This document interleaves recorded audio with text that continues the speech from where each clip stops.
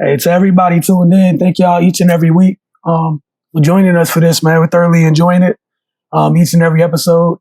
We've been having different guests each and every week, so we've been enjoying that too. Different takes. Obviously, everybody's for the most part. We got a couple old people on here, so some people were here for the whole thing. Some people weren't here for the whole thing. This week we got some youth. So we're gonna have a fun, some fun insight from that perspective, man. So looking forward to that. But with that being said, this is brought to you guys. This is the Last Dance Symposium, brought to you by the good folks over at Focus TV, which is us. Also, get over to finestmag.com, mymodelsports.com when you got time. Cardell Dudley, the floor is yours, sir. I now get to be quiet. Let's go. So fast, start off with the All-Star game. Talk with Magic, Bird, and all that. Seeing the dudes and young Kobe and Jordan. What were your thoughts on that? We was talking to young fellas. Isaiah White. Jordan is Jordan. I think just as far as the All-Star game, it's kind of emotional, obviously, just given current situation of everything with the Bryants and their family and the NBA. But you just see how MJ influenced generations, and you saw his mark on Kobe's game. Just the clips from that they showed throughout the documentary, you can just see just how Kobe idolized him. It's pretty nice to watch. Man, so just seeing that, it's crazy because I remember watching the game live when it first happened. So seeing it again is just like, man, I remember that. Like sideline. Like it was cool to see it again. I'm watching it with my son, and his reaction to watching it for the first time is actually was pretty interesting. Mike was like that. Mike was like that. You could tell Kobe everything he learned. I'm like, and to hear Kobe say that, he wouldn't have the 5 championship without anything on the field. He guys I don't know, man. It's chills every time, especially everything that happens.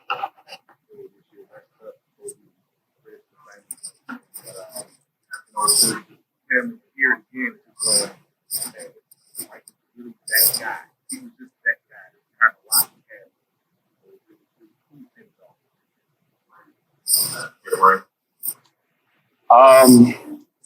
One thing that stuck out to me about that whole sequence was I guess it was pregame when all the players, kind of interacting.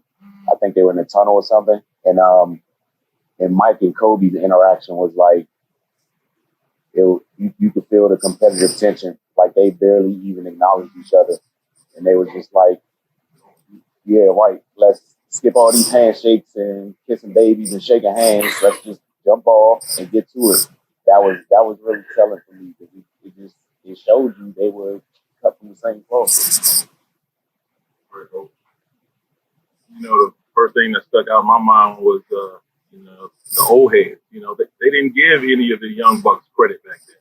When they were in the locker room, before the game, they were talking about Kobe. He's gonna make it a one-on-one show. It was kind of funny to hear MJ say that, but MJ coming into the league, hey, he was a one-on-one type guy. So it was interesting hearing him say all those things about him. But then on the flip side, seeing Kobe, I think we all felt that. Paying homage to his guy. Somebody that he said that he wouldn't be in the situation that he was in if it wasn't for MJ, who not only taught him by him watching MJ, but like MJ said, hey, he could have made a call to him and said, hey, anything you need, I'm there for you. So that was was chilling almost tonight. So it was good to see. Yeah, definitely in the fields. Seeing Kobe so soon after, tragic incident. And again, rest in peace to him, Gigi, and all of those involved in that. But yeah, man, it was just enjoying those old memories, man. Like that was it. It brought me back to whatever the age I was when I watched it. It's just enjoying every bit of it. And again, like I love what Kobe said, because it kind of just cemented that thing. Kobe was the closest copy we've ever got, right? And again, he kind of still let you know, like, paraphrasing obviously, but yeah, I'm just the closest copy. You know what I'm saying? Like that hit for me on so many levels, but it was just fun. Like Raymond was just saying, like it was all business. It kind of showed you the you guys saw somebody mentioned about the same cloth, whatever. It's just two psychopaths, man. And I mean that in the most positive way. But everybody's at the All-Star game to laugh, joke. Ain't got time for that. Like it's John Wick time for both of them. Ready to go. Like With y'all as well. I even like the camaraderie, trash talking after. Everything was like, hope to see in the finals. Like, I know we gonna be there. It's just stuff like that. But it's just these constantly sending messages like, it's cool, but when it's go time, it's go time. I bet y'all that. And that's the thing. I think Roy Williams said in the first episode, he's like the only player I ever came across that never turned it off. Like he's always been killed, always. You can see it on the plane, in the locker room. That's why they say, hey, where the players who like, dude, give it a rest. He gave it a rest. That means somebody catches up. And I don't think he delivered with somebody catching up.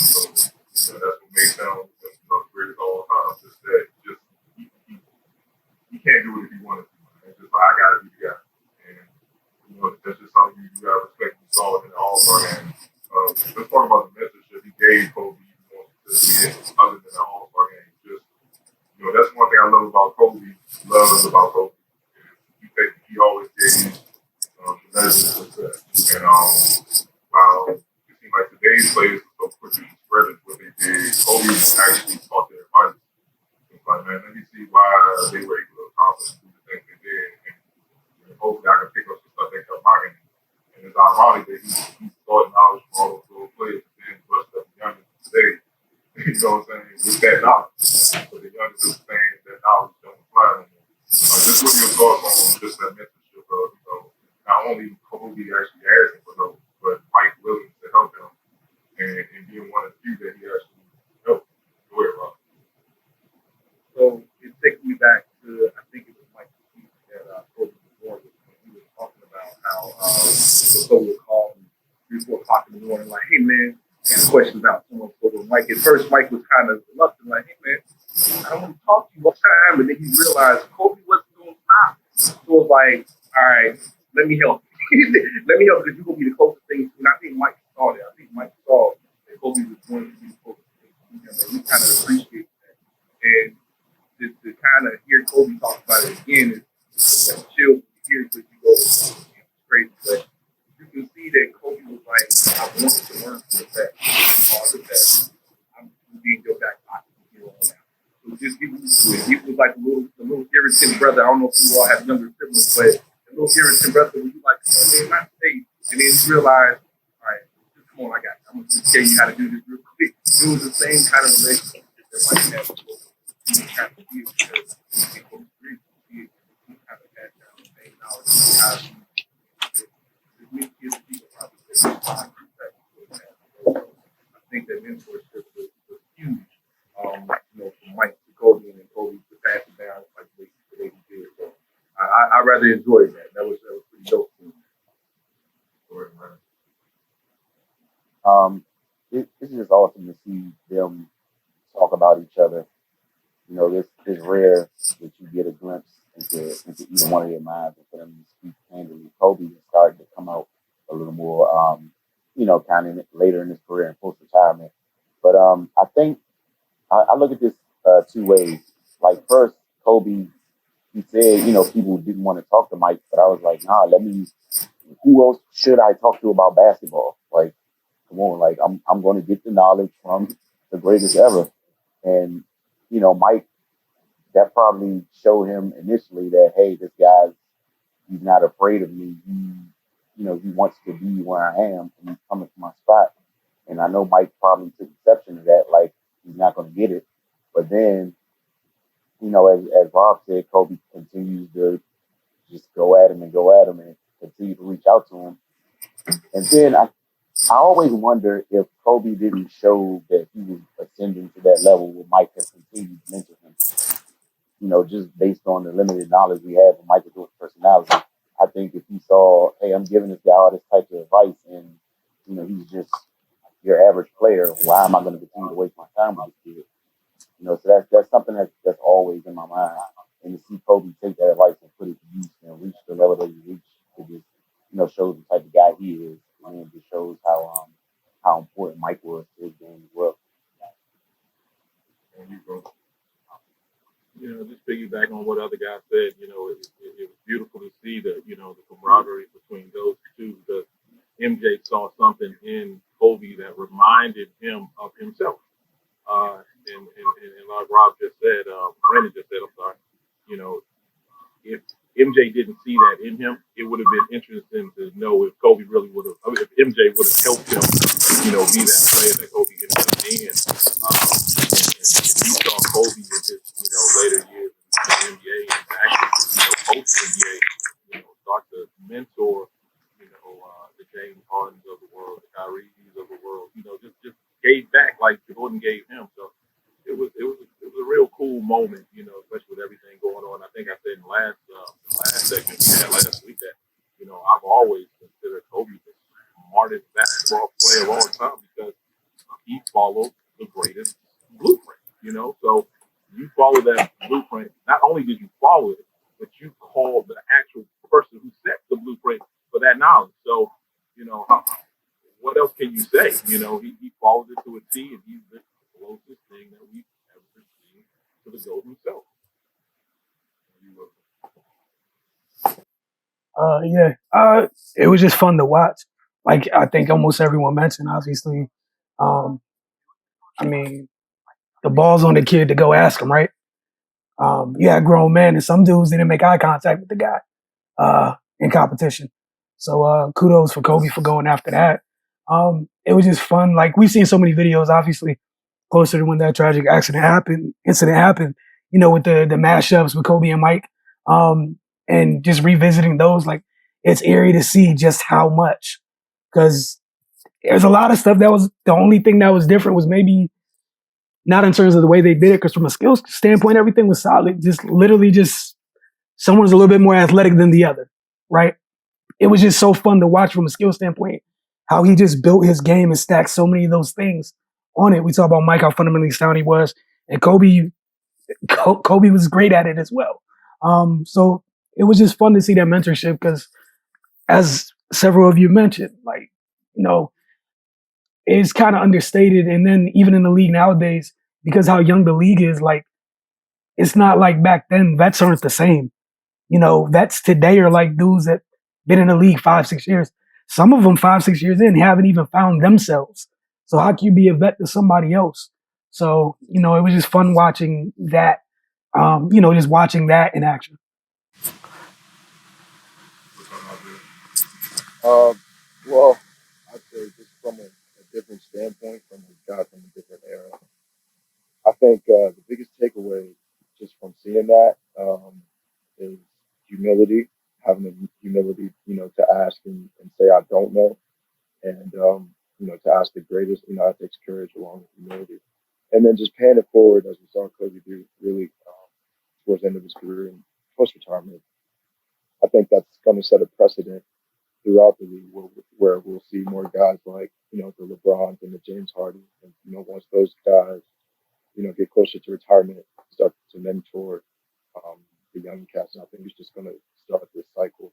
So I think it's good. I think, 20 years ago, 20 plus years ago, anybody thought that this would, be the wave or the trend. But I think, these older superstars are really going to, it's going to become a thing in the league now, for sure. More to something, more so often. David Paul, representing Michael Jordan, taking a high flyer out of North Carolina, and pretty much the same for how you mark America playing today. They all follow the Jordan blueprint.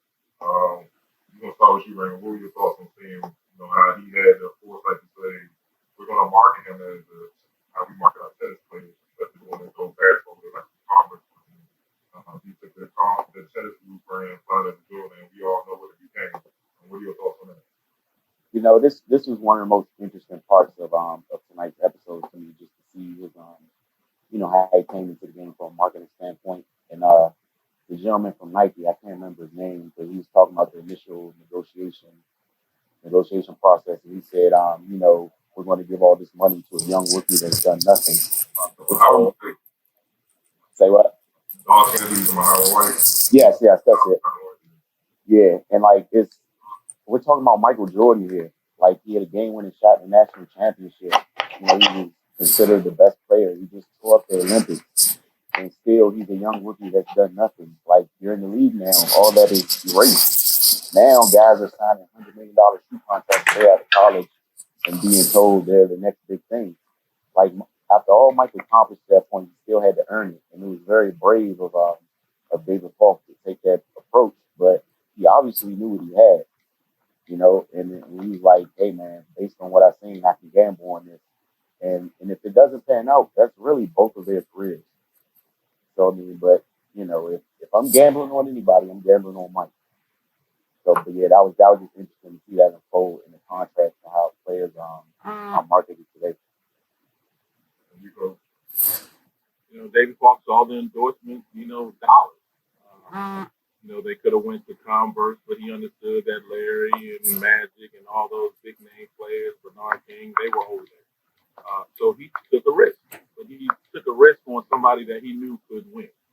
Obviously, Nike was, you know, the individual stars, the non-team sport players, the tennis players, you know, the Arthur Ashes of the world, the Jimmy Connors of the world. So he took the chance and said, you know what, a team sport guy, could he rise above, you know, that normal team sport? You know, we always say, you know, it's a team game, but obviously Jordan, I know we always say, you know, no one player is bigger than the team, but let's be for real, you know, Jordan was bigger than, you know, than Chicago at that time.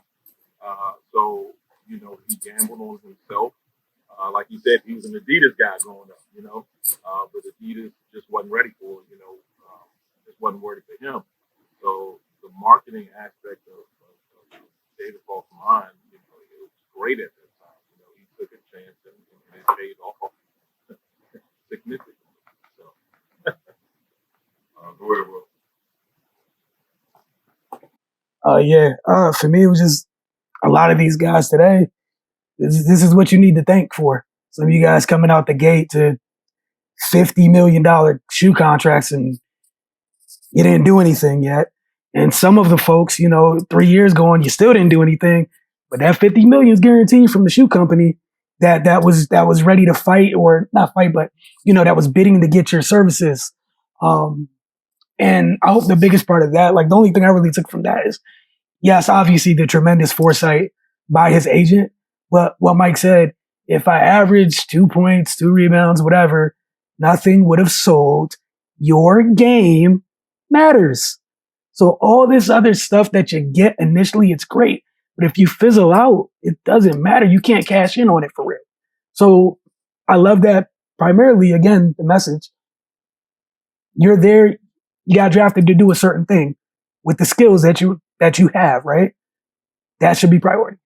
That's what's gonna make the other stuff, you know what I'm saying? That's gonna help the other stuff grow, but the game needs to be at the forefront of it.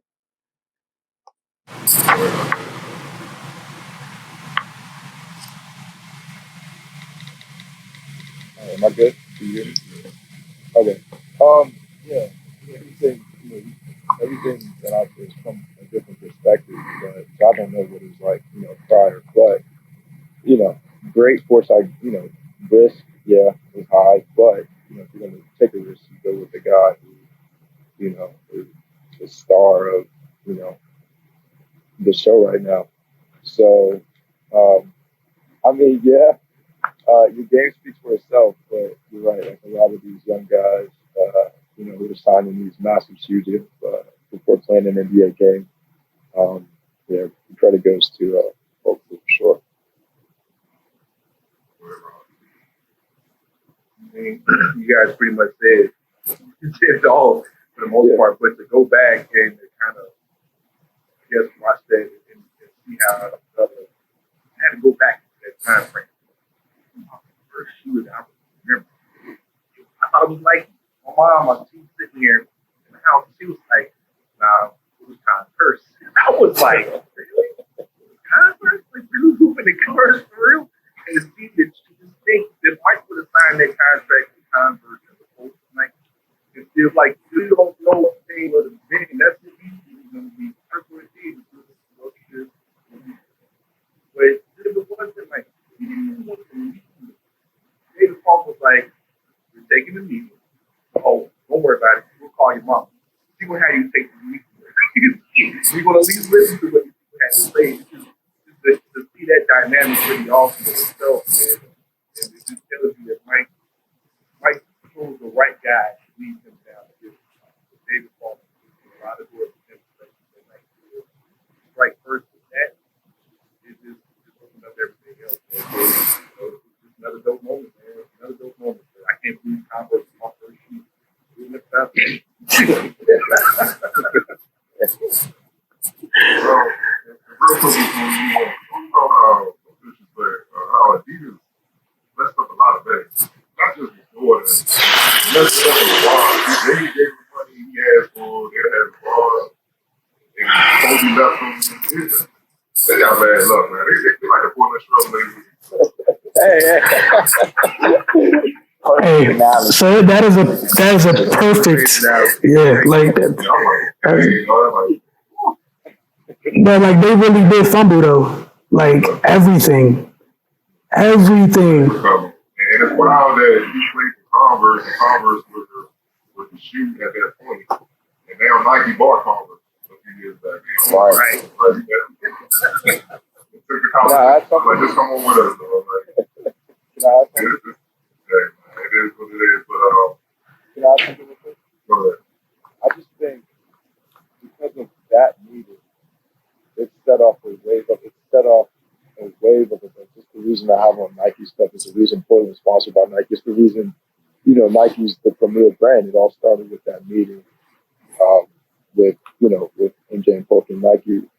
So for my generation and generations after me, all we know is Nike as, the forerunner of everything, and it's just, I don't think people recognize it. I didn't recognize it, prior to the documentary, but all that is because of Jordan, So I thought that was pretty spectacular.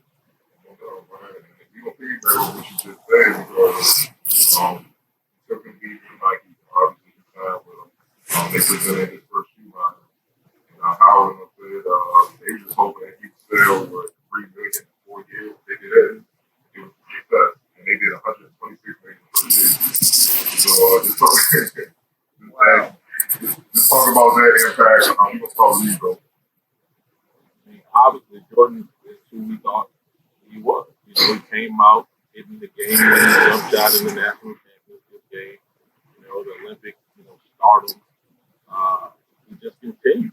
Like you said, if I only averaged 2 points, 2 rebounds, nobody would have bought him. So, not only did he, do it on the collegiate level, not only did he do it in the Olympics, he did his rookie year as well. So, his progression, was the ultimate, advancement in what we, would later see as Michael Jordan himself, the GOAT. So it just only made sense that, what they thought, the little bit that they thought became that $126 million that they sold in the first year, it kept going, and look what it is today. So back then it might have been a shocker, but I mean, it was just a normal, graduation of things to come. For me again, going back to the thing I said a little while ago, just his game. Just his game. It doesn't sell without the production. And as Coach just said, and I think we talked about this a couple, maybe the second episode. So last week, my bad, all the days are running together. When we talked about the fact that this was week 1. So after he got drafted, everybody kind of like, you almost had like a free showcase, right? After you got drafted to play the Olympic team. right? Then everybody's like, so if that didn't fall just right, you don't get that free showcase going into a rookie year. You did that. You go in your rookie year, you go crazy, right? Now you're already up here from the standpoint of attention and views because look at what you did to grown men already. So then you get to the league, you hit the ground running, and you just kept going up and up and up.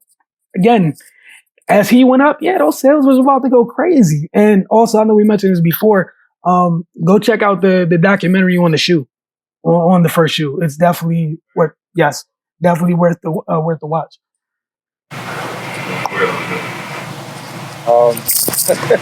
Looking forward from all the, it's really good because you paid to play, you paid to put on the show, and not just something to sell. Everything else is has to be made. And I mean, you did that from day one. So, with the results you got, nobody's really impressed because the game spoke for itself. I mean, piggyback off of what everybody pretty much already said, without the production, shooting probably don't sell like that. And Nike probably wouldn't be what they are. And like you said, they predicted that 3 million is what they probably going to sell. These are selling 23 million. So now I'm predicated what Michael was able to do on the court. And he understood it. It's like he got it. So if I put this shoe in my name, they're going to buy it because of me. Okay, now I got to go to work. Now I got to make sure I actually make them understand why you want to buy this shoe. You want to be like Mike. Buy this shoe. About 55 on Boston real quick. And y'all come all join into the fun. It's going to be a good ride. So, obviously, the production is that none of it matters. But I think Mike, in that aspect, I think Mike got it. I think he understood, okay, I have to go on the show. I got to feel behind this work. What it is, man. I just piggyback off what everybody else said and take a quote from Mike himself. My game is my biggest endorsement. And just to think how he changed the landscape of shoe deals and things like that with NBA players. Like you guys mentioned, Converse kind of had the conglomerate of stars from Isaiah, Magic, Larry Bird, Bernard King, those guys. Like nobody really had their own shoe. Like Fly Frazier had the Pumas, but that pales in comparison to the Jordan brand. And for them to market him that way and for them to put, justify it with his ample production, like people just like as it became, be like Mike in the later years that we saw, people thought they could tap into Jordan if they bought Jordan. And that's probably why everybody in America ran out to get those shoes. And it lasted. It's still going on today. Like if a pair of Mikes drop right now, they sell out on every app in 5 minutes. And he hasn't touched the basketball in 20 years. I mean, that just lets you know what type of damage he did. Just to add to what y'all was saying, NBA man in his shoe also brought attention to it. Like, that was kind of a rebel phase, you know what I'm saying? Like, rappers coming strong, obviously, drug epidemic, our community, there was a lot going on that I don't think people really understood in corporate America yet. And with it was just like the perfect storm. So the band is like, they said we can't wear the shoes. That's the perfect incentive for kids. Like, man, I'm not going to give this because they said we can't rock it. So that definitely something. It's all about it just made it like we gotta have it. Yeah, man. You're not even cool outside. You can't even get picked up. You're not even pick up game. So I mean, it all came together. But it wasn't just his production. Before he had a mean marketing thing, pro serve. They could pretty much go into marketing. As far as that, set the standard. We're gonna start with you as far as them setting a standard and being creative with the marketing that a lot of agents and companies kind of model what they do after, even all these years later. Yeah, I think the biggest thing took from what Falk was talking was I'm gonna take a guy in a team sport and market it like it's a solo sport. That was the thing. Most people with team sports, obviously, even with Magic and Bird, they weren't quite marketed the way Mike was marketed. Like the way they did it with Mike, it felt like it was literally just him. We knew there were other people, but how it was presented to us, it was him. Real quick, Yeah. this is I think he talked about when he went to go Converse, having people Converse, they made a pitch, and all he said was, "You're going to market just like you did out there, man. She heard Mark Brian, okay." And out of everybody, Michael Jordan always like, "Y'all have the other years, buddy." And everything, like, they were supposed to, he was like, "Paris," he was like, "I was thinking it, but he just came out." You know what I'm saying? Like, he's like, Jordan, this about this Jordan, they go to college, anything like that, but he had a conversation, and you understand, like, everybody different. Why you gonna market it? Market my son. Mm-hmm. And he said you already knew right then and there that it was big. So that's why they push like that's what he like. And that's what kind of led to all that. So go ahead. Yeah, and like you said with Nike, we were just talking about the shoes. Going to Nike's humble origins, Nike wasn't that. Nobody was thinking about Nike. Runners ran Nike. All right, they weren't on anybody's radar unless you were a runner. And I'm talking about like long distance runner. I ain't even talking about sprinters yet. Like, yeah, not even the sprinters yet. I'm talking about 400, 800. Like, yeah, nobody was checking for Nike. So giving credit to, like you were just talking about, his marketing team, talking about ProServe, they were just ahead of their time in terms of they understood what they had. And then I applaud them for not being safe, right? Because the one thing you could have did, you're like, I got a golden goose. We can just do the traditional stuff and everything will be fine. Instead, they were like, man, let's go ahead and swing the fence for things that we shouldn't ask for. Because who's about to say no? Because you legit get to sit at the table like, man on fire. No. Okay. I'm going next door. So credit to them. I mean, yeah. It's so weird seeing this from a different perspective than you guys, but you know, when you have, I mean, okay, so let me just allude this to recruiting. When you're trying to get a guy, the last thing you want to do is bring up any other guy that you're recruiting, or you want to feel special on your visit. You want to feel special in that marketing scheme that they're pitching to you. Like, you don't want to hear, oh, we're going to do this. It's like, we're going to recruit you, and you're going to play just like this other guy, or this guy on that team. Or, oh yeah, we're going to do the same thing. You want to feel special and unique, and with somebody of his caliber. I mean, his performance. He and David Clark believed in Jordan's game enough to where they were willing to swing for the fence, and they understood what they had. So to play it safe, yeah. I mean, he would have fared out well. Still, like he would have been fine. But the mogul and the global icon and the top selling shoe brand globally, that's not happening. I think that's just a lesson to young kids and anybody watching. You can't play it safe. Playing it safe, it's not the way to go. Bet on yourself. I mean, yeah, they took the chance. They took a chance and they went outside of the box where what's normal. And what the normal is, take the shoe, market it this way because it'll work. But fault and the whole team, marketing team, they just said, hey man, this dude is great. We got to do something different.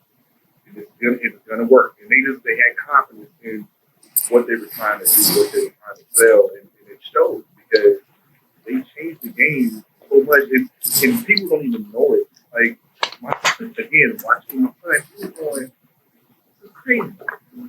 I don't understand what nobody got." And I said, "They need to do different." They had not anything like that. And great talent to come to the NBA. It's great guys come to the NBA, but this dude is different. And they saw it. They understood it. They said, "Okay, we got to take a chance. We got to do something different with it." And then go. Now, all these years later, we still, like you said, right. I'm looking for a pair right now. That's why I keep looking at my phone. But I can't get away. Man, I struck out on the five the other day on the fire red.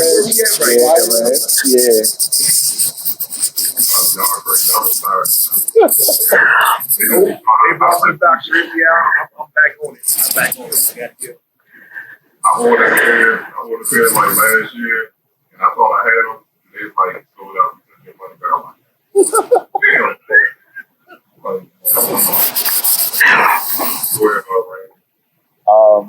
Man, it was a genius move by those guys, and glad they were brave enough to step out on the limb. And I'm glad Wilson touched on this.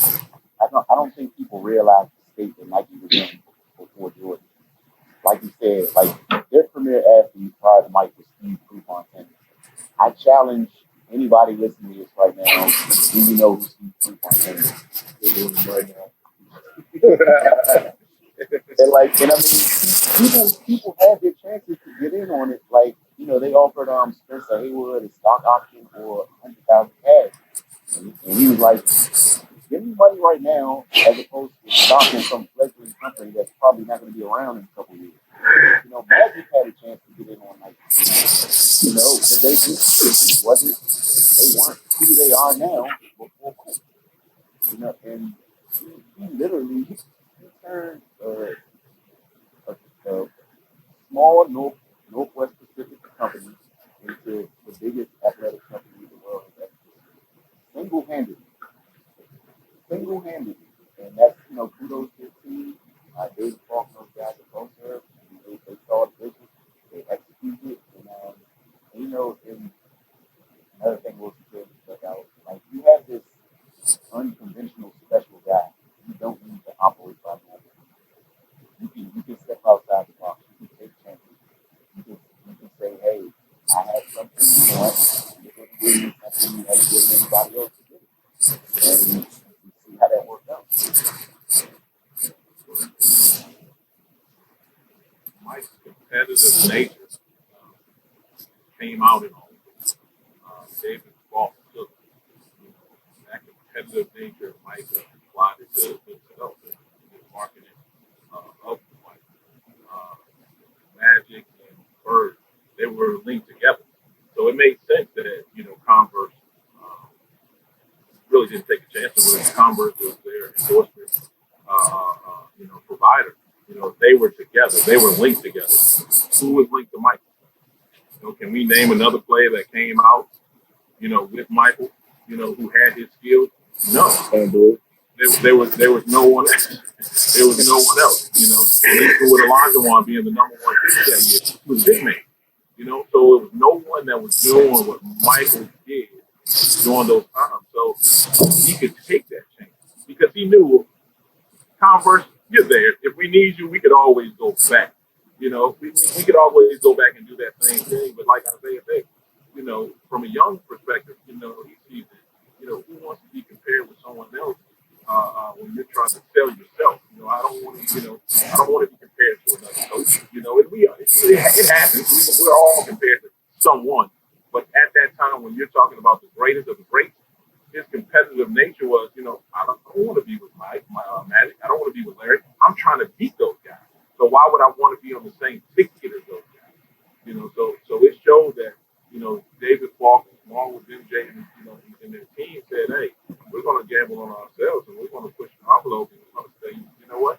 We're going to take this small company who was all about individual talent. I have to look up that one too, right? Because I have no idea who it is. Sounds like a distance runner. I don't know. Maybe that's my wild guess. But they took a chance, and we all see how it worked out. But something else that Raymond said, people, it's a Haywood. Y'all got to go Google that. Look that up. Look at the millions and millions and millions of dollars that one decision has cost him in his life. So tough. Google that, kid. Google that. Never but one of the best marketing things that Pulsar did was, they was gotta be the shoe campaign that Mike Lee directed. A lot of people, saying that Mike was liking. His first film came out, he had Jordan, so obviously, tapped into the culture. And, of course, Mike and like over Madison Avenue, over the usual suspect. Like, no, I'm a little around, but he wearing my shoes, he understands.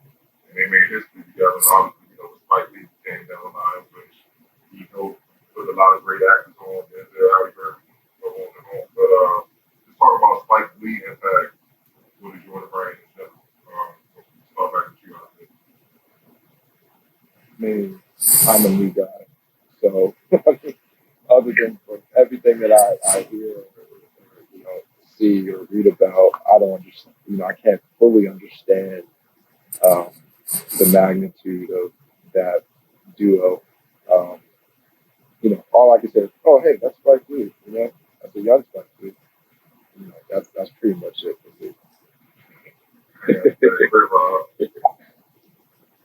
Um, like, man, almost got the first. You just shoes almost got up on these boys. It took me back to my childhood, and it just like I didn't really know at the time. I didn't know who Spike was. I didn't really. I knew the guy movie. I didn't know what it was about. And now looking back and seeing who Spike is now, and Mike kind of knew who he was going to be. I think Mike kind of see the greatness. Kind of said like he looked at Spike and said, that was a great combination, and I think that was the door. That was one of his first ads, wasn't it? With Spike. Yeah, and so that kind of opened the door for when he came down to commercial and whatnot. That commercial still today, when you look at it, that commercial still is a good commercial. It still work. You know what I'm saying? Like they want to bring back a control, they can bring back that commercial. Guarantee you. People now they know Spike who he is. And they know who Michael Jordan is, so that combination it worked. And it was a good idea. Again, it's just another great move by the marketing team.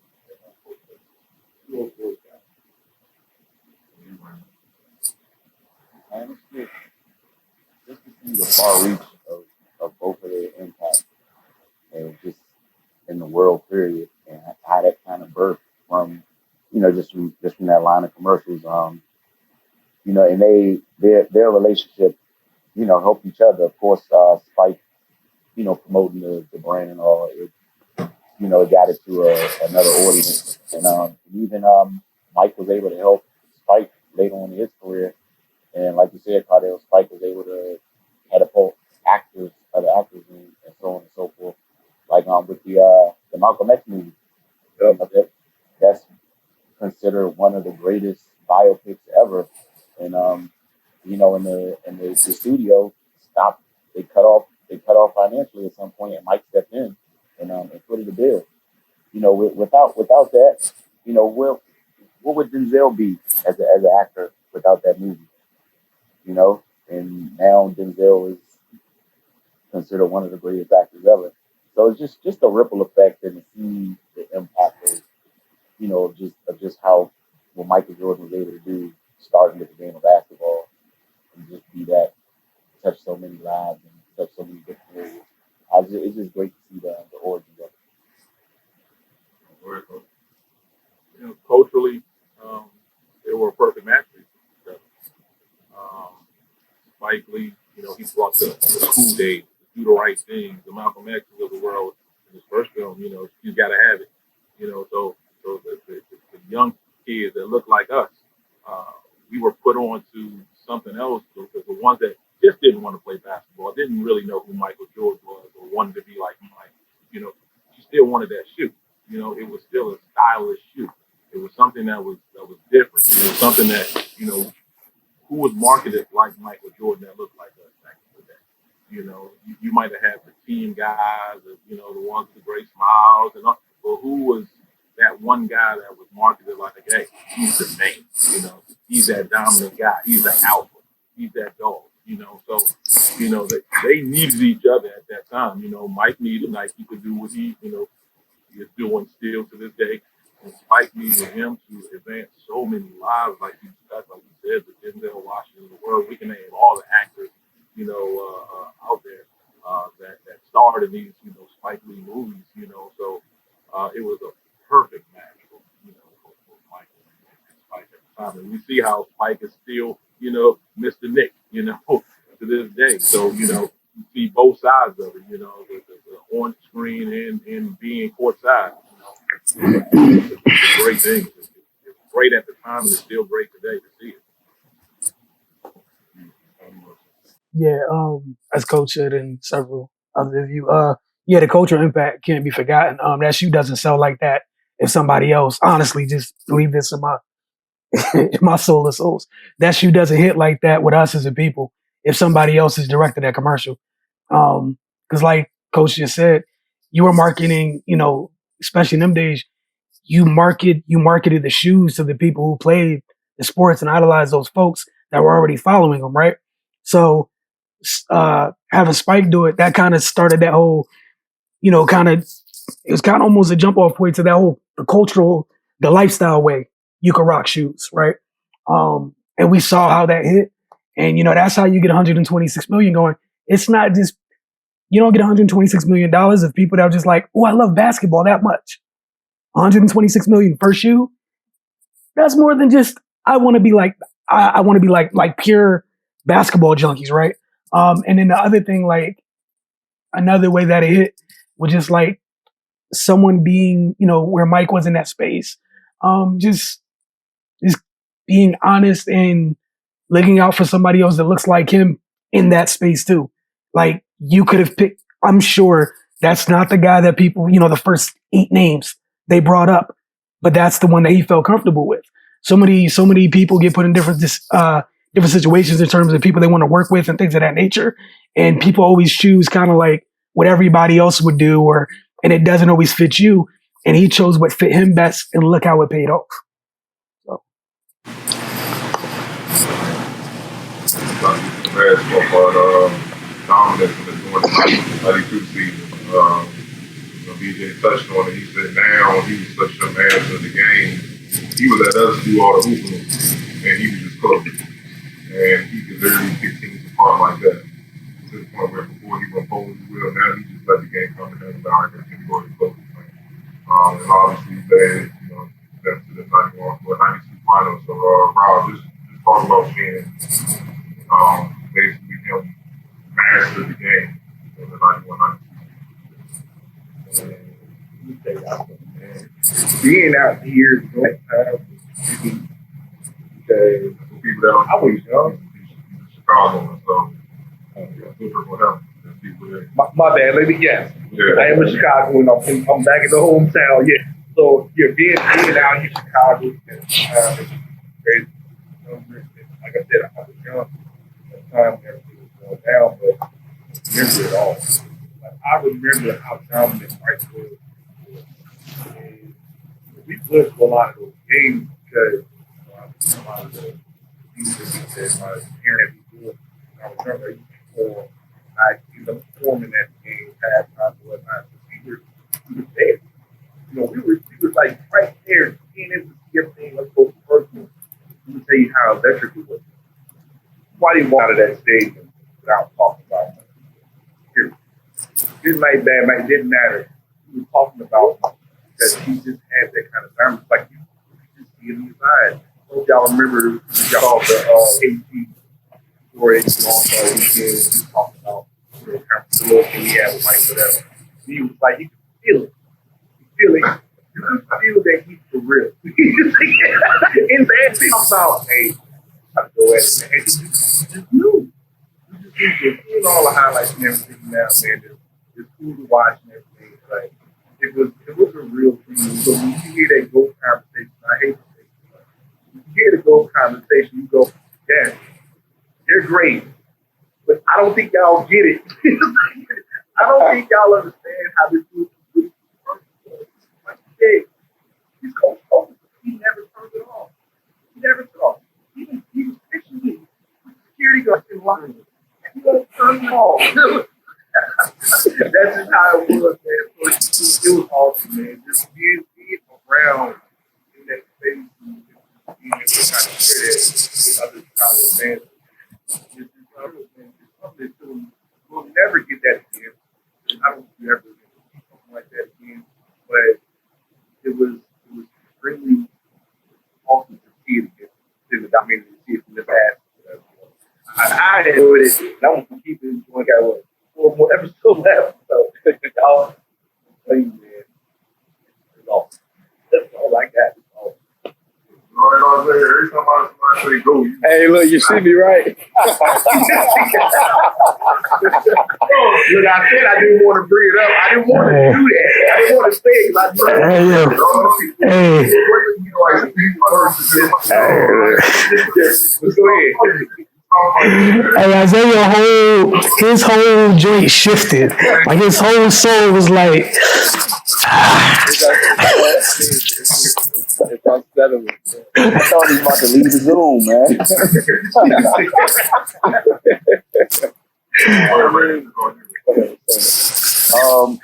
Man, I think this is the time when we're starting to enter the age of hopelessness of playing against Michael Jordan. You know, because the season prior, he reached the mountaintop, finally got that championship, and now it's like, all right, I'm here, and I'm never descending the mountain again.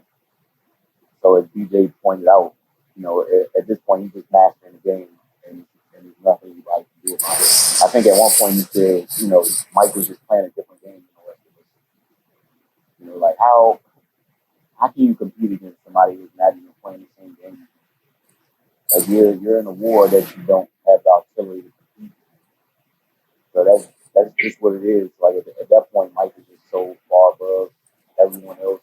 And then they get to the finals and they're trying to promote Clyde as being on his level.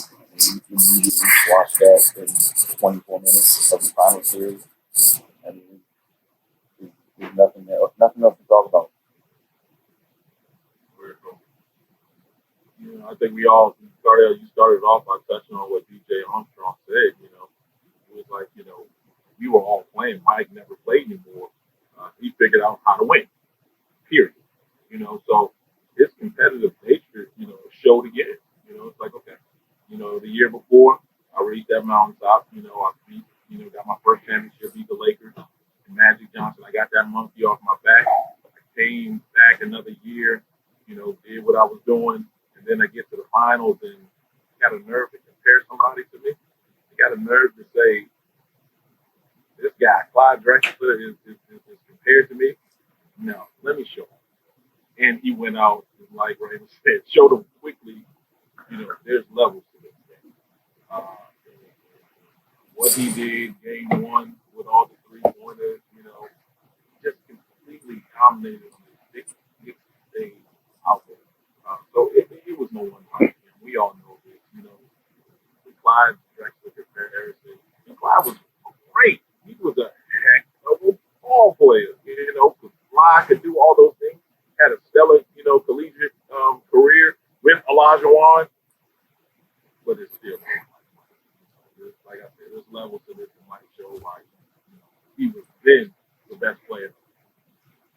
Oh, and let me just one about the Clyde comparison thing. Like they was interviewing Mike before the finals, and they said, you know, one of the things Clyde had over him was 3-point shooting, and Mike said Clyde's not a better 3-point shooter. He's a better 3-point shooter than I choose to be. And then went out and hit 6 3 the first half of the game. Hey, please stop comparing people to this man.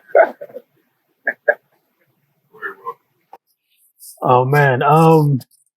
Yeah, I think like the biggest thing, as you said when BJ was talking, was it went from you know, Cardell, how you talk about closing.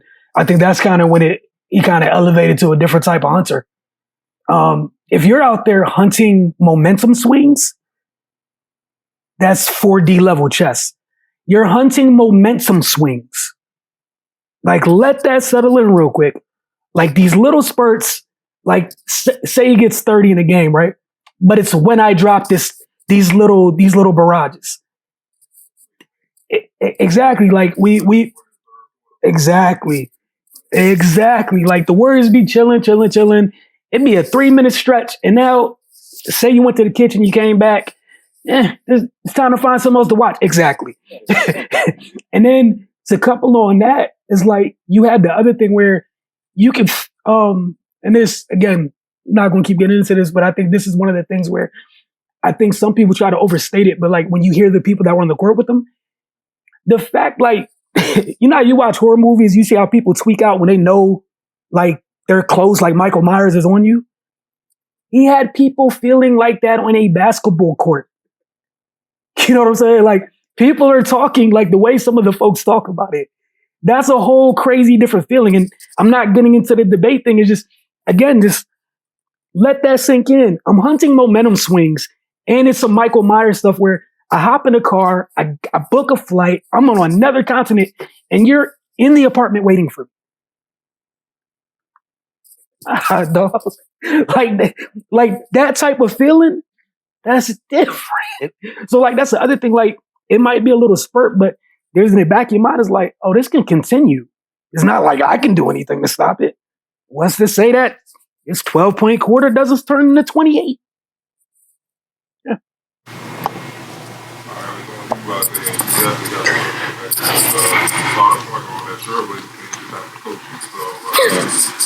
Which of things you kind of seeing might be in your coach.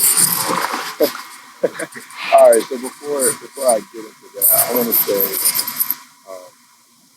it takes a certain kind of crazy. I think a few guys in the league today have that. I think, well, Kobe obviously, but Russ, even where you just find anything that puts that chip on your shoulder, anything to get that fire driving. Like somebody says, oh, like, it's a great defense. Somebody else might not take it as hard as Mike did it. And I can see that Kobe, like I only know this just because I watched the Kobe documentary, the one that came out a while ago. And it's like finding that, finding that little chip that just is a nice step that fire, and it was, you got to keep finding that. And that's something I've learned as well, playing. You get used to games, you get used to, playing on the same days every week and traveling, and you got to find that spark. And I think guys like MJ and Kobe and even Russ, they don't need, they can find anything that sets them off. Okay, now getting into TP and the Blazers, this is strange. I think my teammate, Coach's son, Malcolm Porter, I think he has more resentment than his dad when it comes to how MJ and I were doing. And just to hear from somebody who played, who was on the court, that's why I appreciate that TP. Anytime you ask him about anything regarding to his playing days, he's an open book. He'll share with you as much as you want to know. And I remember early when I got there, I asked him, how was it? And there was a level of reverence, that every player had, regardless of your skill level. You're an all-star, you were a bench player, you still had that same respect, reverence, and a little bit of freedom for Michael Jordan. And, I hate to say it, but from the neck up, I think he's the GOAT. I think he's the GOAT. Yeah, I think he's the GOAT in terms of just that killer mentality. And I think the closest people to him with that are Kobe and Russ. So, I'm trying to think, what else do you say? I mean, other than, Mike being Mike, I think he just kept it at that. And he said, he would be calm. It was like poetry in motion. He just flowing with the game, and then boom, take over time. So I think for the younger generation, like my generation of kids a little younger than me, it's kind of a bad thing just because you see a guy, one of the only guys, it's not the only guy who can turn it on and turn it off. And you're like, oh, I can do that. He just, he goes off in spurts, but nobody's gonna do that. Like I haven't seen it since maybe Kobe, maybe LeBron, but watching all the games of Jordan, I've never seen someone just turn it on like that. Already on and then elevated to another level. So from the neck up, I'm the same. Hey, look, that looked like it hurt a little bit, man. It's so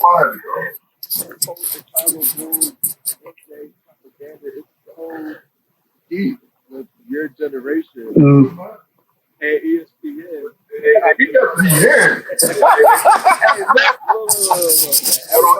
Cardell, I have one question for Isaiah, though. He keeps saying from the neck up. What about the neck down? I'm like, this GOAT conversation is about the same place from a young generation standpoint. Neck down. LeBron. He just said, nice problem, dog. It was It's called LeBron.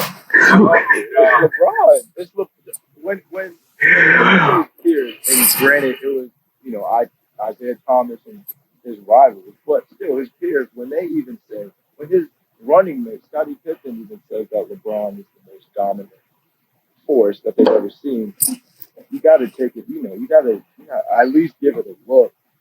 The only thing I think separates LeBron or MJ is that MJ didn't need time to develop that killer mentality, that takeover mode. He came into the league with it, and it took LeBron some time, and he had to learn how to win championships. With MJ, it was more like, I don't need, just give me the ball, watch me go to work. I'm not going to shy away from taking a shot. So that's why I say from the neck up, shoulders down. Oh, Isaiah. Hey, look, man. Look, real quick. Hey, just. Hey. I guess you just gonna let that go, right? Hey, no, look. This is my proposition. There's like 4 more episodes. We can check back in with you after 4 more episodes and see where you at with it. Hey, look, I'm calling all y'all in 10, 20 years when this LeBron documentary comes out. That's fine. We're gonna have God willing.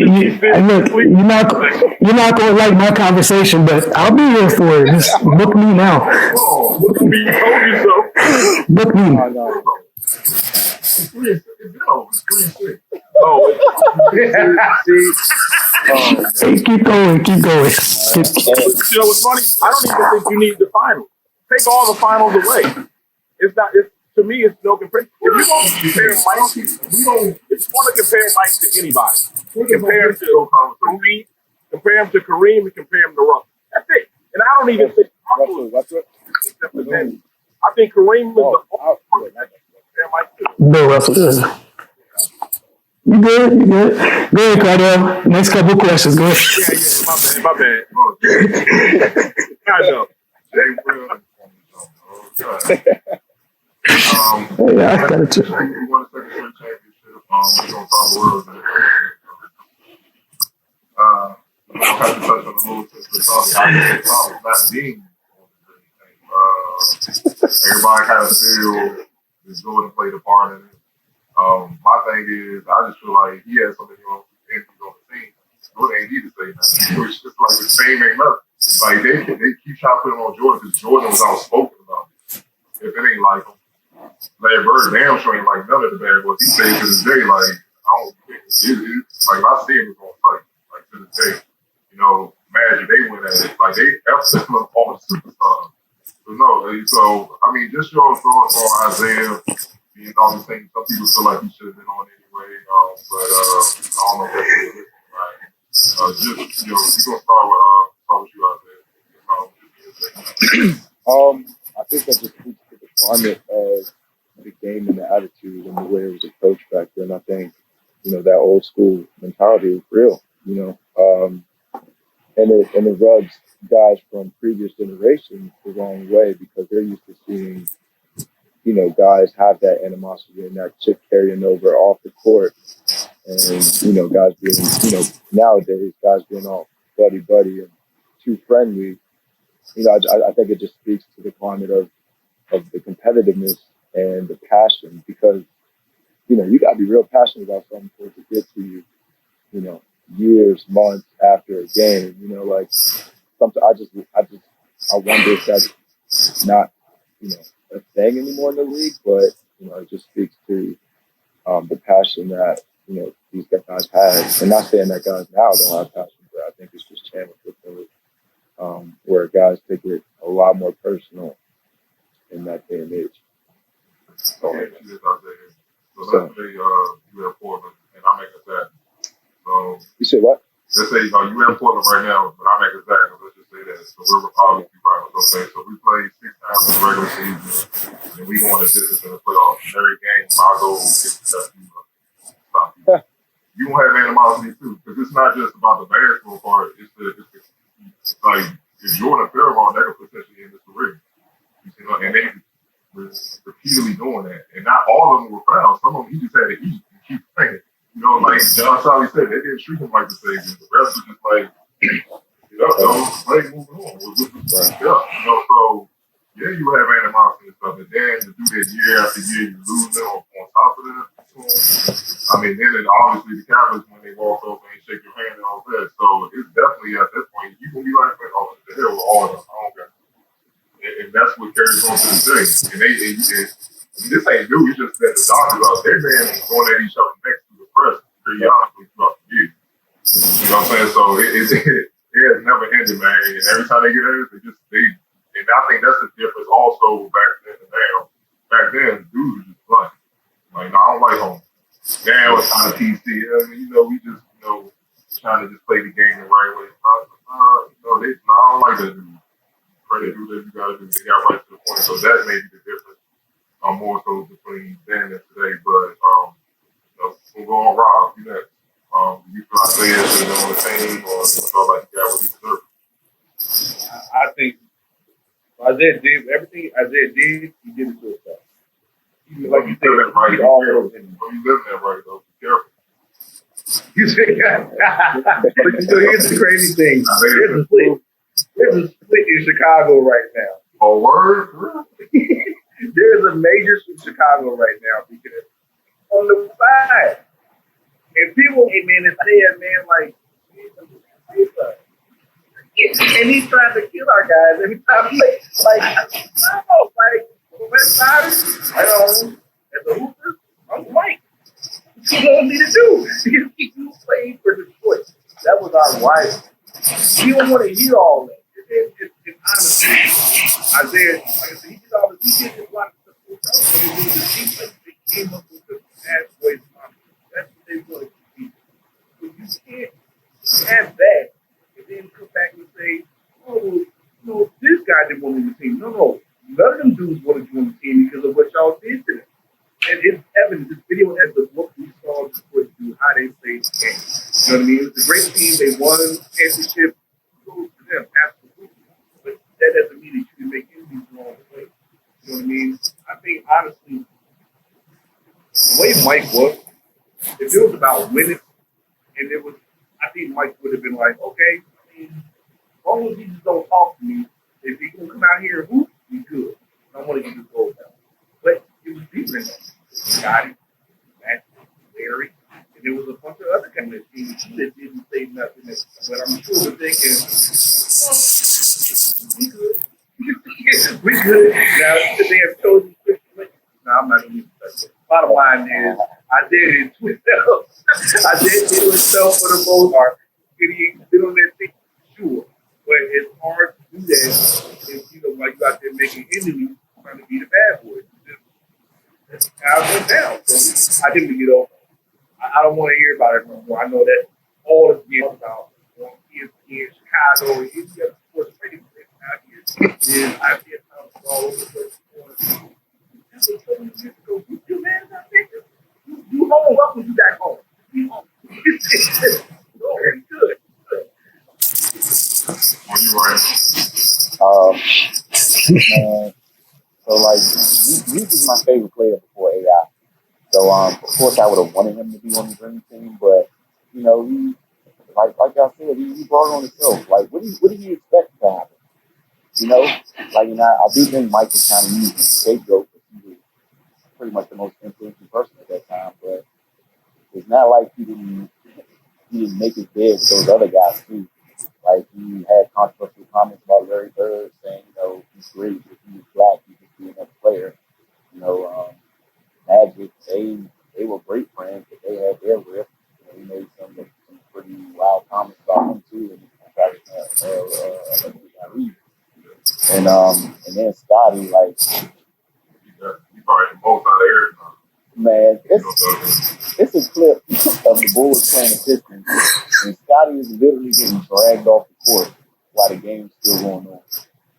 Like, no, Scotty has no love for that man. So, and then Mike brought us the point that, we were trying to build some camaraderie, bring guys together. That locker room would have been in disarray without it. Because he's not letting right. He not letting it go with him, and they not letting it go with him either. So, it was probably best that he just was excluded from that whole situation. because it was supposed to be a triumphant moment, first time pros playing in the Olympics. They were basically on a world media tour, so to speak. It was their introduction to the international basketball scene. And so, yeah, I don't think Isaiah had a place there. Talent wise, he did, but in the grand scheme of things, it was better than me. So. Or Isaiah definitely should have been on the team still. There's no question. It was kind of funny hearing them talking about, they selected um, the 10 players already. Then they came back later on and did the last two. So they were saying that, we thought, Isaiah would have been in that group. Isaiah should have been in the first 7, picks. If we're talking about skill wise and accomplishments at that time wise. But obviously, it's a team game. You want to represent, your country. You need that cohesiveness in the locker room. And he was the hated guy. I mean, it's that simple, and we see how much it hurts him to this day. But I believe, obviously, and I agree with you, Raymond. I think it was Raymond that just said, out of everybody, Pippen was the one that probably hated him the most. But the other players, I believe, would have fell in line if Isaiah and the Detroit. You know what? I'm not even going to say Detroit. I'm not going to say anything about Lambeer and the rest of the team. Specifically, Isaiah Thomas. If Isaiah Thomas, when they lost, would have stopped. I don't care about anybody else. You're the captain. You're the guy. Michael did it, those years before. If you had acknowledged him and said, you know what? Hey, it's your turn. Go do it. Good luck. Whatever you want to say to him, stop. Why you could have did it while you're walking off. Stop right in front of him, dap him up, say whatever. And I think everything from that point forward would have been fine. I think Isaiah would have been on the team because Mike would have appreciated that because Mike understood that, hey, you know what? I needed him. I needed Isaiah Thomas. I needed Detroit Pistons, that rough style, those bad boy moments. I needed that to be the player that I ended up being. So everything would have been completely different. I know we say, in Isaiah, you made great points earlier about, the year players and, today's players, it's night and day. We hold those grudges, but there was also a respect. It's like, okay, you know what? I couldn't stand him, on the court. I couldn't stand him. You know what? Hey, I respect what he brought out of me. And I think that was the difference. If Isaiah would have stopped saying what he had needed to say at that moment, especially since Mike did it to him, the previous years when he got knocked out. Hey, Mike made sure, hey, Isaiah, you number one I'm talking to. And then, hey, he talked to everybody else. But to walk off the court and not say anything, hey, he did it to himself, like everybody else is saying. And to this day, he still holds the grudge. I was talking about, a couple of my guys earlier today, and that's the one thing they kept pointing out. Hey, he's still holding these grudges. You see him on Get Up and First Take all over ESPN talking about it. And I understand because I would be hurt too if I knew I should have been one of the top 11 NBA players that was on that team. I was there. I was one of the best. And then for it to come out that not only my coaches, my head coaches, the coach of that team, and you had no Detroit Pistons players, but Joe Dumars was supposed to be the guy. If John Stockton didn't come back from that, from that broken leg, he was supposed to be the backup, not me. It's telling. It's telling. Well, you got that thing smile. Hey, look. I had a little petty smile. I didn't get ready to fight. I'm like, man, we about to fight. Look, man, it's just you reap what you sow, dude. Like that's why I respect Bill Lambert. He felt how he felt. He still feels that way. Isaiah, you can't be a bad boy and also be liked. Pick one, bruh. I really don't care. Shake his hand. Don't shake his hand. But don't whine about it. I truly don't care. Just like you ducked your head, like gonna be PC here. Wasn't very becoming of you to duck your head walking by the dude, but you went to find him every single time y'all won. You petty. I don't care. Not, like Mike said last thing, everything you say is irrelevant. It's just stupid. You weren't there. You didn't deserve to be. And the reasons you weren't there were literally because of, as coach said, it had nothing to do with basketball. Y'all acted like little kids. What you think was going to happen? And then the other thing, I think coach said this too, like, yeah, Mike's the scapegoat because he was the only one of them dudes who said it out loud and didn't care. You know he didn't like you. As for the rest of them, that like let this settle in. Your coach ain't make no argument for you being there. What does that say about you, dude? You're He had to own that if he wanted to get these guys the ball. That hard to coach that team is. and that's what I'm saying. Chuck Daly didn't miss his opportunity because of you. So hey, you are who you are, dog. That's on you. Let it go. You'll be all right. I'll do it for him. I just think he just let it go. Own it. Like I made a mistake. Man up, and then over time, he could have been respect, but just going on these little spirit campaigns like last week, talking about, and it's funny he brought up KD because it was ironic. He's like, well, LeBron and KD said this time, maybe they would be the GOAT. I'm like, you really discrediting yourself. You know what I'm saying? And Rob, I just saw an interview with KD, with Jay Williams, talking about Jordan. And he just went down like that dude, he would be the best player in today's game. KD said that, which means better than him. So how is KD saying he would be better than him and everybody today? And then you won't come back and say that they would be better than him.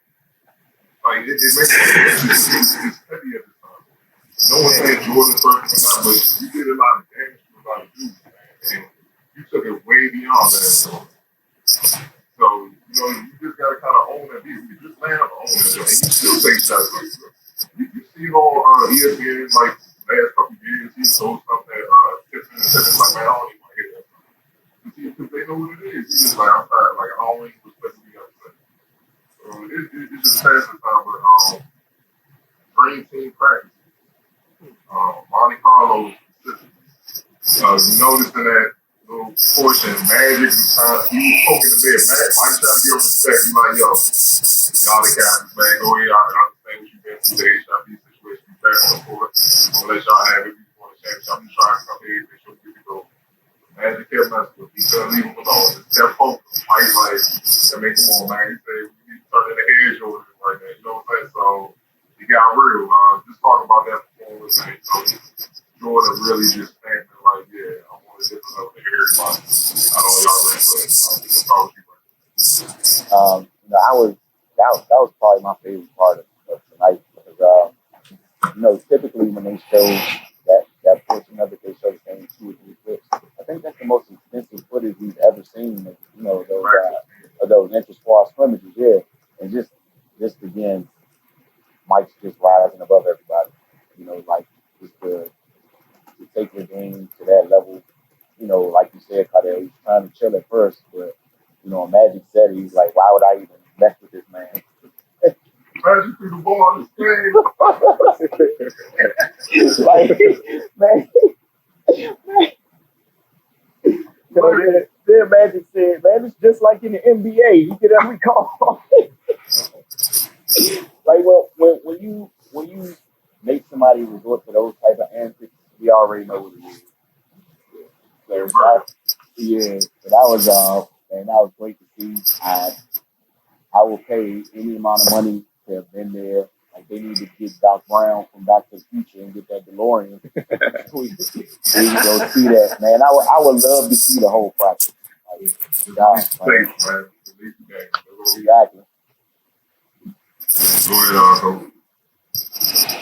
Plain and simple, Magic was still trying to hold on. He was trying to say, hey, I'm that guy. I still have 5 championships to your 1 or 2 at the time. I'm still that man. If George said, okay, enough of this. It's one thing to, show them through the season. Another thing to show them the All-Star game, but when you're there in practice, and like you said, hey, some of those practices then the dream team, they say, hey, those were our, hardest competition, So to have the best of the best, at that time, going up against each other, and the smack talking that was going on, hey, you woke up and sleeping bad, and it bit you, and it bit you hard, and you would see Larry on the sideline laughing, laying down, hey, he was the man, and he took over. So he showed them that, you know what, hey, it's time. It's no more, respecting, my older generation. It's time for me to take over and not give a damn, and that's what he did. Beautiful thing to watch, man. That was like Raymond said, hey, that part Oh man, that was great. Magic throwing the ball up in the stands, talking back, Oh, just to be there, be a fly on the wall, just to hear it. And me, Cardell, I'm a Barkley guy, so oh man, I know he was going back and forth. So I wish they would have had some little extras from him. It was great. It was great tonight. Tonight was great. Mike was like, man, you don't play no defense, man. What are you trying to call? That was hilarious, man. Go ahead.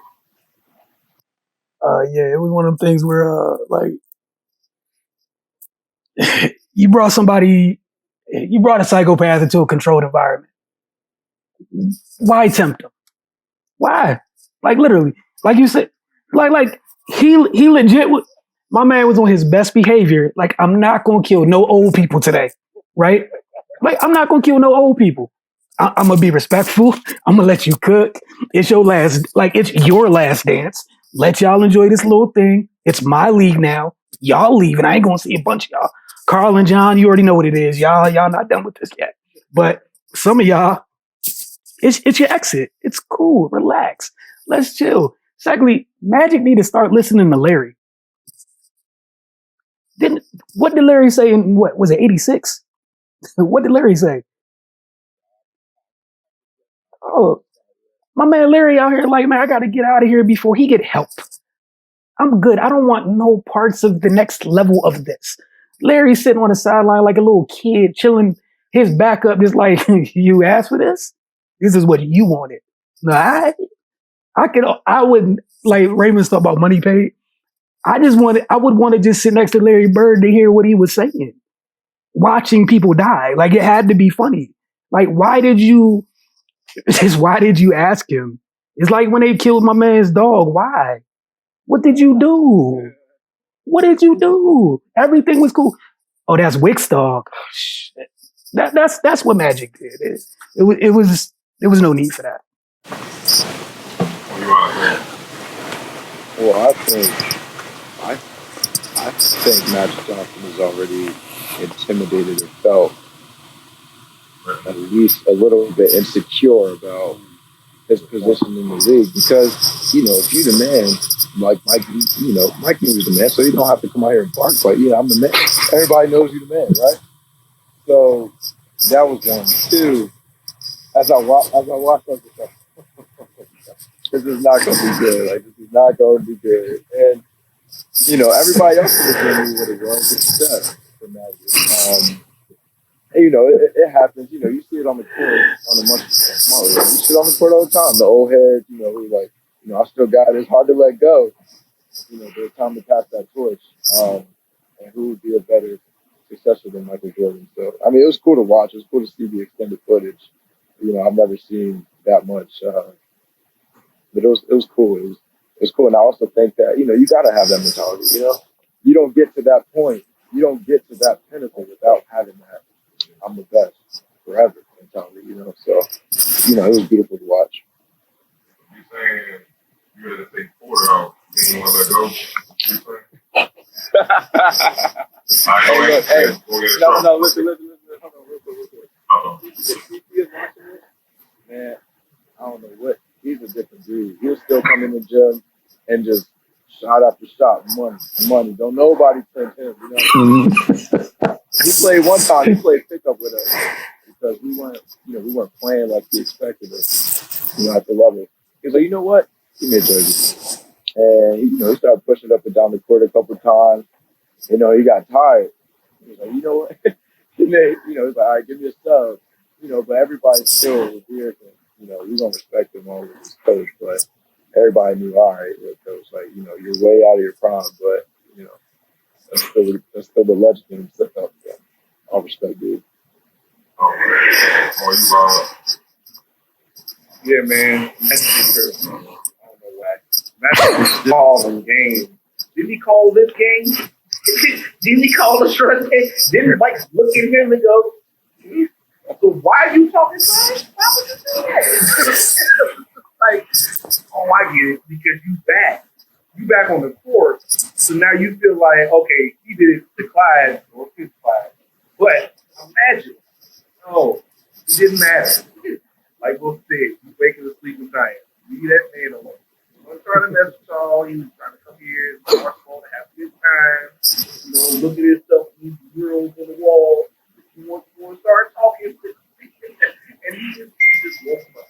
But I think that, I don't know, man. I just think that right there was just so much competitive nature, man. It's just like, hey, we best friends and all that, and you're going through a lot right now. Happy that you're here. Wait, what'd you say? Oh, okay. You must die.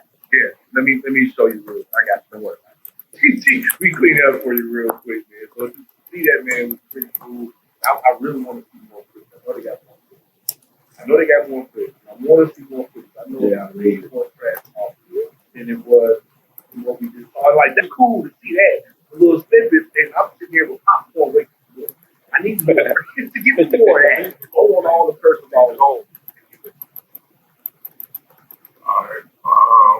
I've got like a question for you. Being kind of late, I ain't gonna. Tony Kukoc. Obviously Jerry Krause does was willing to negotiate a contract with him before dealing with Pippen, who was winning championship with him. I don't know how that's beyond this stuff, man. Like, dang. So they had it in. Like Jordan Pippen always said, it wasn't Tony Kukoc, it was Jerry Krause and Croatian anyway.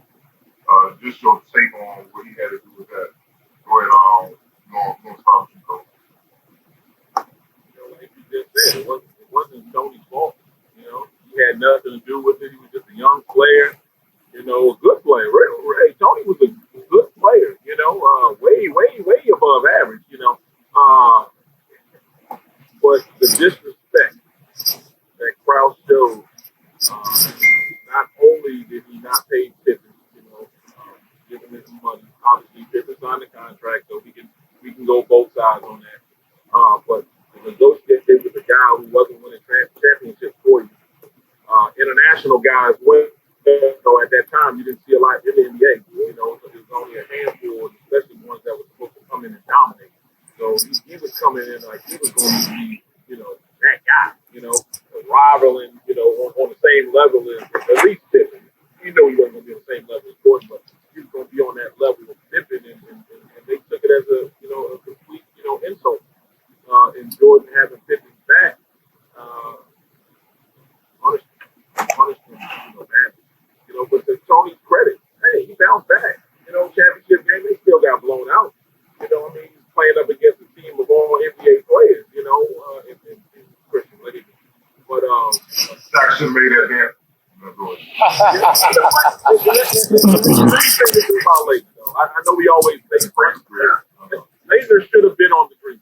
Like, everybody got to stop with saying he should have been on. Now, if you're talking, it was already negotiated that one player had to be a college player. Christian Leitner had a way better career than Shaq. Let's stop this. Player. He was that. Is he a better player? No. But at that time, it wasn't about the best player. It was who was the best decorated player. Yeah, that's when that dude Leitner was that guy. The new politics came in. Well, politics obviously played a part in it. It did. So it was just one of those things, man. So hey. Me, I'm a Carolina guy, Cardell, so it hates me saying that. But he was the most decorated player, That's respect. Right. Go ahead, Wilson.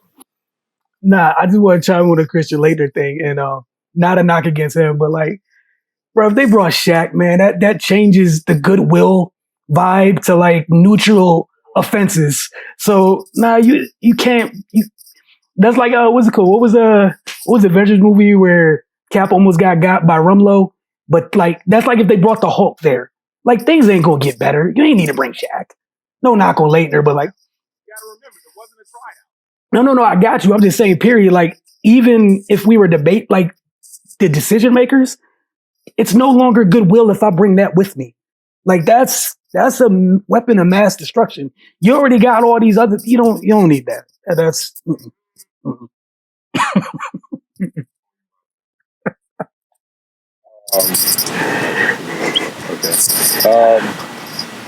What was the question? Yeah, we got off. Well, I'd like to focus more on the star. So, I think that I'm gonna loop back to episode 1 or 2. I think ultimately it just came down to Jerry Krause and for lack of better words, the little man syndrome, and feeling like I have my hand in this, and I'm just as necessary and important as the players, and it had nothing to do with Tony Kukoc. Really, it was all about Jerry's ego. I guess that's about it. Yeah.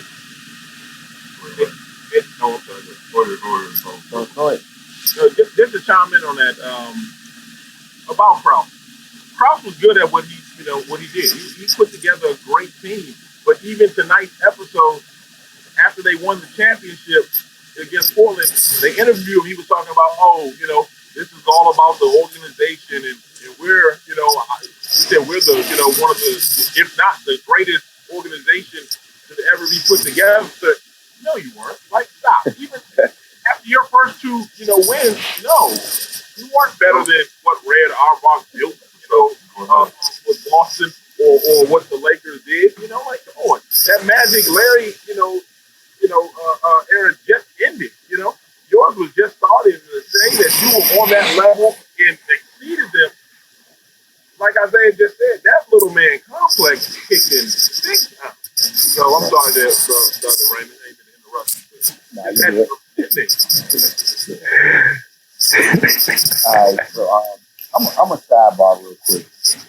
So when people compare like the Dream Team to more recent iterations of Olympic teams to say, oh, the world is catching up, I'm going to gate that because there's always been really good international players. Like we're talking about Kukoc right now, then you got people like Sabonis, Dragan Petrovic, Detlef Schrempf, Oscar Schmidt. Like the world has always been good at basketball, but the Dream Team was just different. Let's just start right there. But in regards to the Kukoc thing, yeah, that was just the ultimate slap in the face from Jerry Krause. Like Mike said, he's putting other people in front of his own kids. Like the balls of him to do that. Just in the midst of them going on championship runs, like I think Steve Kerr said in episode 1, he couldn't get out of his own way. Like he tried every step of the way to ruin this thing. And for them to get 6 championships amidst that inner turmoil and chaos, that's just amazing. Yeah, Krause he got a problem, man. Like and like you pointed out, Coach, he's great at his job. Like he could identify talent, but and he did the right thing by finding them. He did the right thing. Absolutely. He didn't take care of home. Yeah, you can't praise this foreign guy over top of the dudes you already have who are making you your money. Exactly, they're keeping your job, and then I hope he issued an apology to Tony Kukoc at some point because Mike and Scotty tortured him as a result of that.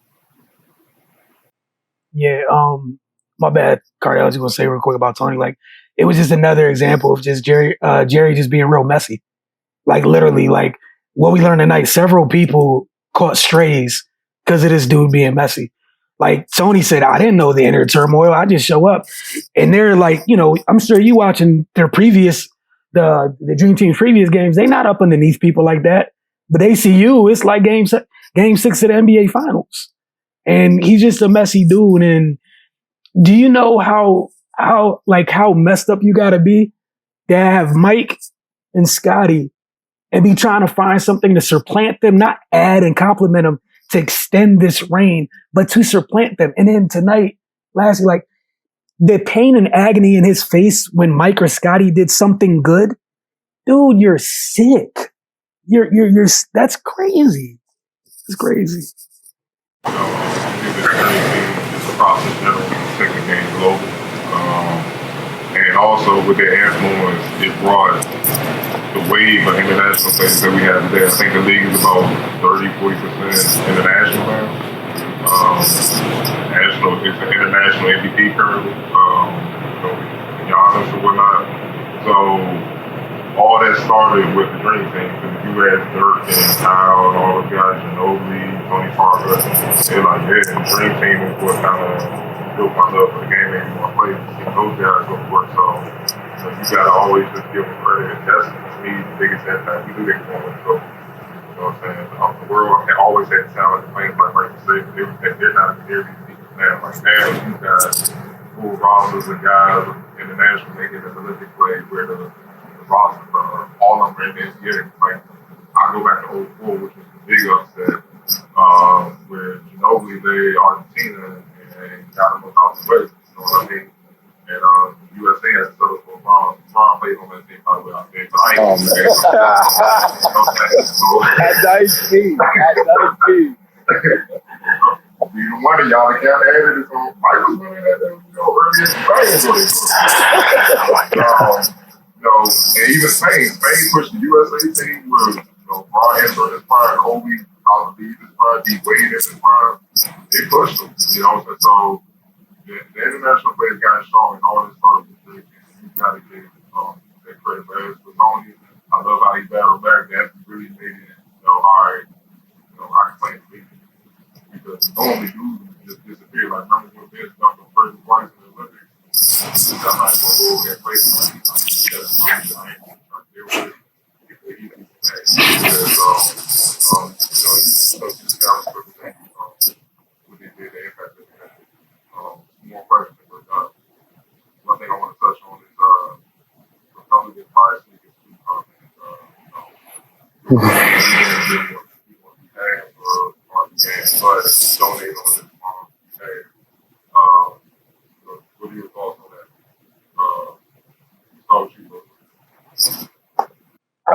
That was just kind of like an example of something that was said off the cuff. Like he said, it wasn't said in a press setting. That was something he said in jest, and it turned into what it turned into. And then kind of like that comment right there is one of the reasons why, nowadays, like you barely see Mike. Everyone's always like, someone's big accolade for somebody. Where's Mike at? With that stuff, how quickly everything turned, he's not dealing with media. He barely deals with media with the Hornets, unless he has to. You hear from a couple times a year. It was just two examples, like, for me, like, Sam Smith, he was just doing too much. Like, you were being a real, like, it was TMZ-ish to me. Like, you didn't ask him about it. And you could have spoke up at any time. Because it got, it's like a bad game of telephone. It got shared even now. A lot of folks think this is something that, like, he legit said in a setting to a reporter on the record. You know what I'm saying? And then you come to find out, oh, it was something I heard, somebody told me he heard him say. But you didn't share any of the context. It's sad, but Sam Smith was just a freaking media member today. He was just ahead of his time. Like, it's sad, but that's all he was.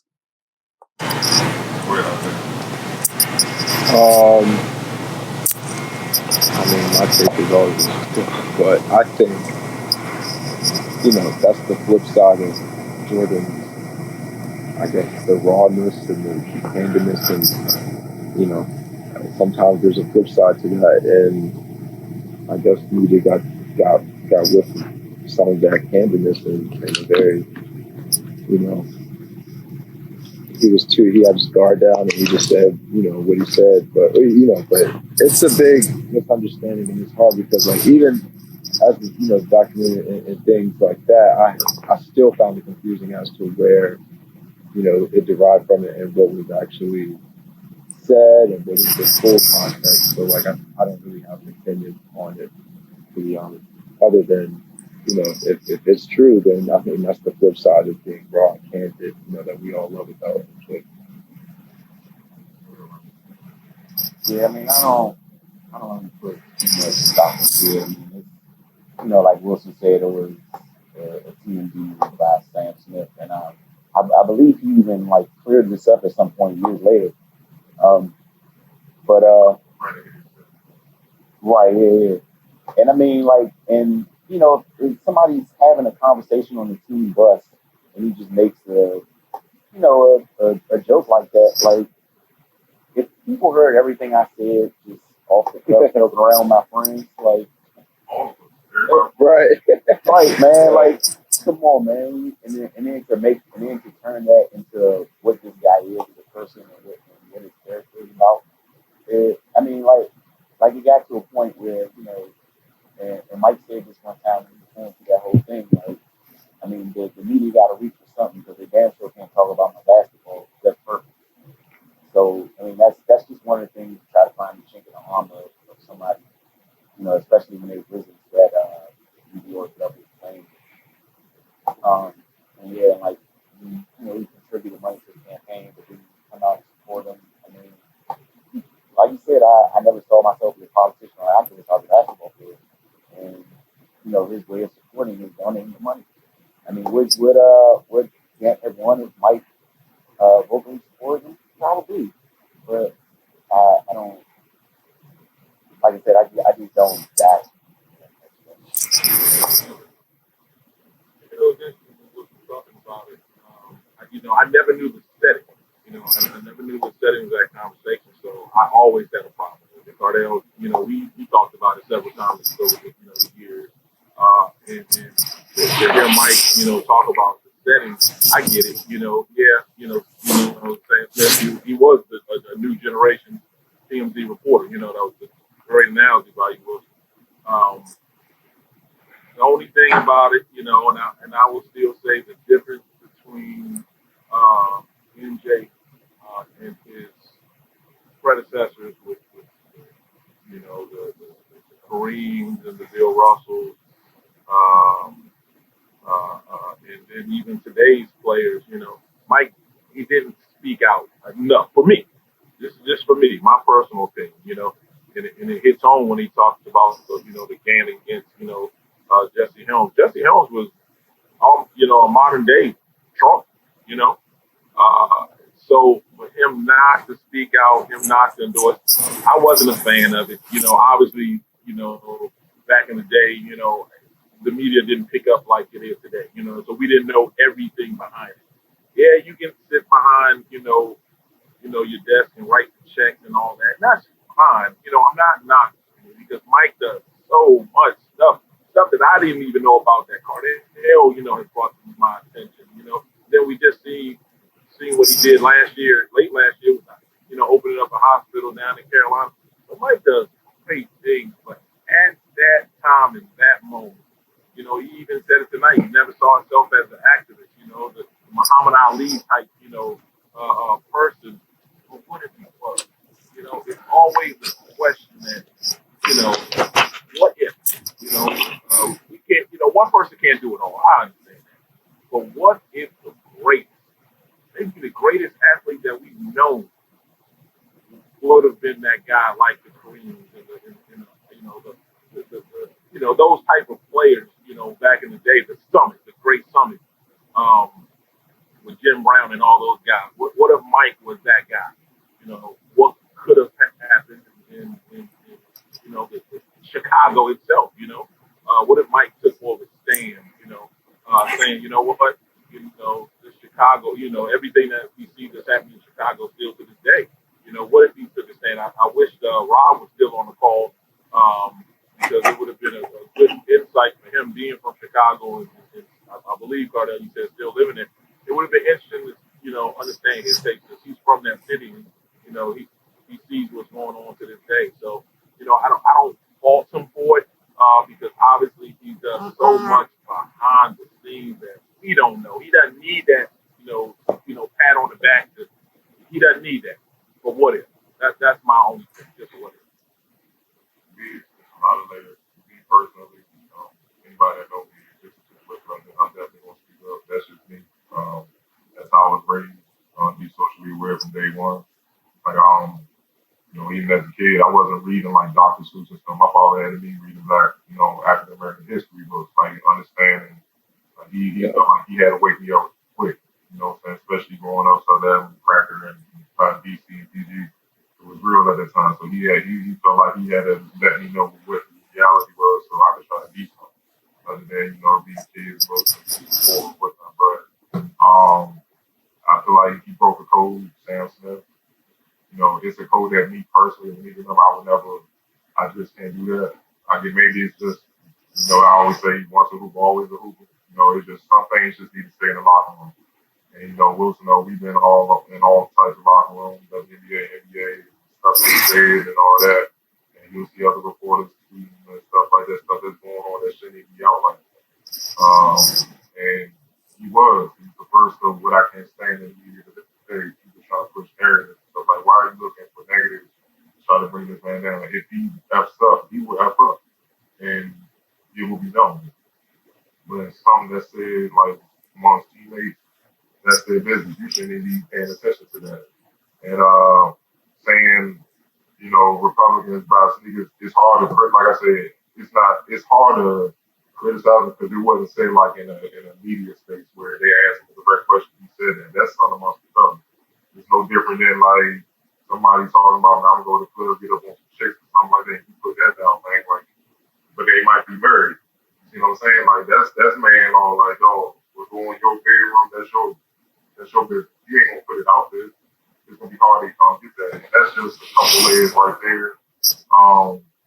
The other layer is, and Coach, we talked about this back and forth. I just feel like there's multiple ways you can help. You know what I mean? Like there's plenty of people who speak out but really don't do nothing. It just sounds good. So me, I'm about that action. Like if you really gonna help do something. I mean, it's easy to say, it's like some tragedy will happen. Oh man, like you see a whole lot of people get beat down by police.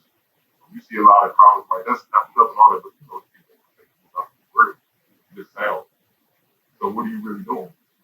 And I'm like, if he's putting money behind them and stuff like that, that's absurd. That's money he could easily get. You know what I mean? And would you like him to say something? Yeah, maybe. But a lot of today's athletes speak up and don't really do nothing themselves. It just sounds good. Like click and stuff. So my thing is, what is your action? That's what I try to pay more attention to. And that goes back to Michael Jordan, the greatest basketball player. I mean, yeah. I always put Ali as the greatest athlete because he really paid the price. Like I remember like it's not getting on LeBron, it's just getting real. Like LeBron spoke out against Trump and stuff. They're saying guys paid the price for like he didn't do anything. Like Ali literally lost his career for that, fighting his government. Freedom. Like he paid the price for 3 years. He lost 3 years of his time. Like he really probably didn't get to see Ali at his best because they blackballed him. They took his life. They took him out. To provide a living for his family. Obviously, with Kaepernick today. So. Kaepernick, that's the person that paid the price. That's someone simply in his sense. You know what I'm saying? He wasn't on the same level of dominance on the football field as Ali was in the ring, but that's the same. That's something. Okay. So that's what I mean. When you really pay the price and you don't own, much respect to you, whatnot. But like I said, Jordan's done so much. That one comment, which is unfortunate, it just me overtakes that. People don't even know where AI got out of jail. Jordan funded his tuition so he could graduate and go to Georgetown. They don't know about all this stuff, man. It's like Obama. He wanted to do the fundraising so Obama be elected. Say, come down to Charlotte. People gonna get behind you, and you gonna get all the support you need to win another election. Like he ain't have to do all that, and that's stuff that they don't want to give him credit for. So I'm like, if you gonna try to kill him for that one comment, that is the energy for things he does with. And people just not consistent with it. They like you said, that's why he don't mess with the public. He just like, man, he do his little appearances here and there for the NBA, obviously being on him. But you don't really see him out like talk. Like this is the most we've seen Mike talk again. Like he really don't even need attention. And I said on Twitter, I'm just like, look, man, I would have never wanted his fame. Like, I mean, he can't live. He's a prisoner of his fame. And people might think it's a trade-off, but it's not. Like, think about it. You can't even just go to the store at 7-Eleven just to get a Gatorade if he's working out. He's gonna get mobbed. And he can't even get escape. It's like if he don't sign somebody autograph, he's an a-hole. I mean, you got grown men complaining about that. Rappers talking about he's an a-hole because he's college and stuff. I'm not gonna say this against man, but it's just Cardell, just like our favorite rapper, more money, more problems, bigger. Last question for everybody. Just talk about all that going on. Sam Smith will be in the prison of his fame, but him still staying focused, complete the task of getting that third straight championship, which was kind of a separation from him and National Bird. All the inner turmoil with the team, just dominance has the 41-8-6, being criticized for going to Atlantic City just to get away. You know, just the battle with Barkley. Just talk about him overcoming all of that and still getting the job done. What's wrong with you, Mike? I think like the basketball is the one thing he needs to always control. Like the media circus and everything with that's going on upstairs in the organization.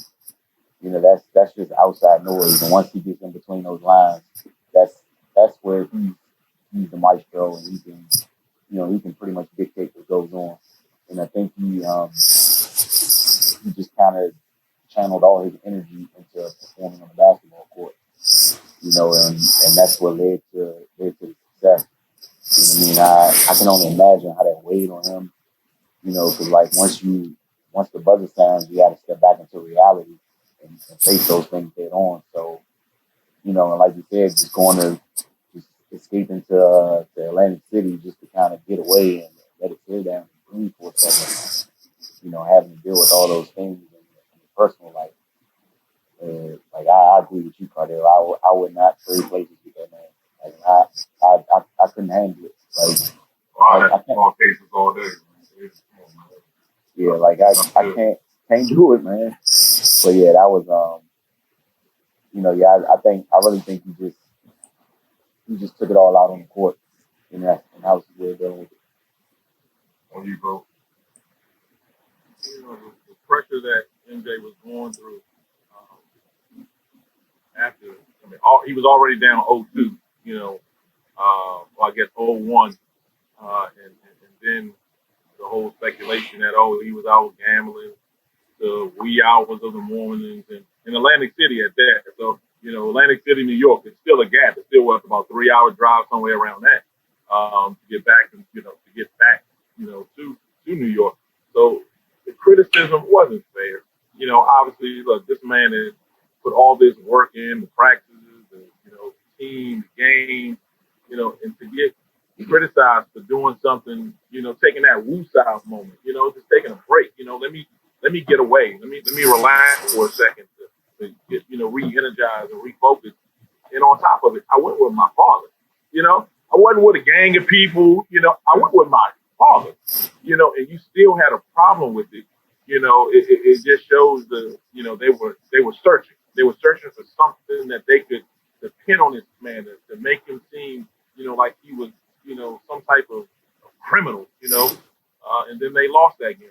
And hey, when that story came out, if I was Patrick Ewing, John Starks, and all of that, oh man, I'm saying, why did y'all do this, guys? Why did y'all do this stuff? We were up 2-0, wasn't causing no problem, playing good basketball, just like Magic did in that Dream Team practice. You poke that man, leave that man, and he was still doing it, but you woke him up. So not only did you wake Jordan up, what do you think Jordan was doing when saying to his teammates behind the scenes, "Oh no, you gonna have to rise to my level," and they punished them the rest of the series. It was a couple of good games in there, but you punished them the rest of the series. They always try to find something negative about this man. This man, Isaiah said it earlier, with the mentality of it. We all, we knew with Cardell, Wilson and Raymond, but for Isaiah, young guy to also see that, he said Russ too. Russ is not on that level. You got to win too. You got to take it to a next level and win as well. Mike wasn't losing. So BJ said that earlier. He understood how to win. He was playing with you guys. I understood how to win the game. I might not win them all. It was 4-2 games in there, championship, series. But I knew how to win. When it was championship minutes, he was the best ever. Period. So for them, to Sam Smith, the media at the time, all trying to find something negative against this guy, you did Mike a favor. You absolutely did Mike a favor. He found a way to not only use that, but to say, you know what, media, I'm done with y'all right now. I'll talk to y'all later on. And then obviously what they said about 2-3 weeks later, he talked to Amar Rashad, gave him that interview before the finals. And Cardell, like I said earlier, I'm a Barkley guy. Julius Erving, they was my favorite players of all time. And man, oh man, that was the most painful thing. I'm probably about 18 years old, 18, 19 at the time, watching that series. And it hurts me to this day. You know, Cardell and I literally just talked about a month ago about that series. It hurts me to this day because Barkley even said it tonight that, you know, it was his first time that he's been on the court and said, you know what, as great as I am, there's somebody on the court that's greater. And we've all had those, you know, hey, I've never stepped on the court, thought somebody was better than me, but it was always that one, you know, humbling moment, you know, and he was like, whoa, you know, this guy's different. This guy is on another level. So for him, you know, to keep, you know, persevering that season and scrutinize throughout that next series, those battles, and come back and still do it in the finals, man, hey, it shows why he's the greatest. I mean, yeah, just even how they closed in Game 6. People understand that quarter, Phoenix locked up. The Bulls scored 12 points, and Mike scored 9 of them. Yep, the whole quarter. And that was just Phoenix scrapping, man. You know what I'm saying? But it's just those are the moments you get back. Like, yo, like we held them to 12 points. We definitely at home. Game 6, we supposed to force Game 7, and it came up short. Doesn't take all the time, but in all those, you know, championship runs that Jordan, you know, went against the 5 teams that out of the 6 that he went up against, in my opinion, I might be biased. Barkley's the only one that punched back. You know what I'm saying? You know, it was games. You know, Malone, Stockton, all, but I'm talking about Barkley.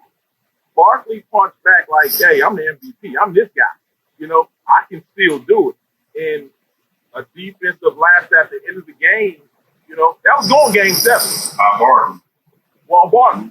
You know, and I can admit it to this day, I'm a Barkley messed up his defensive rotation. He gambled and it caused a wide open.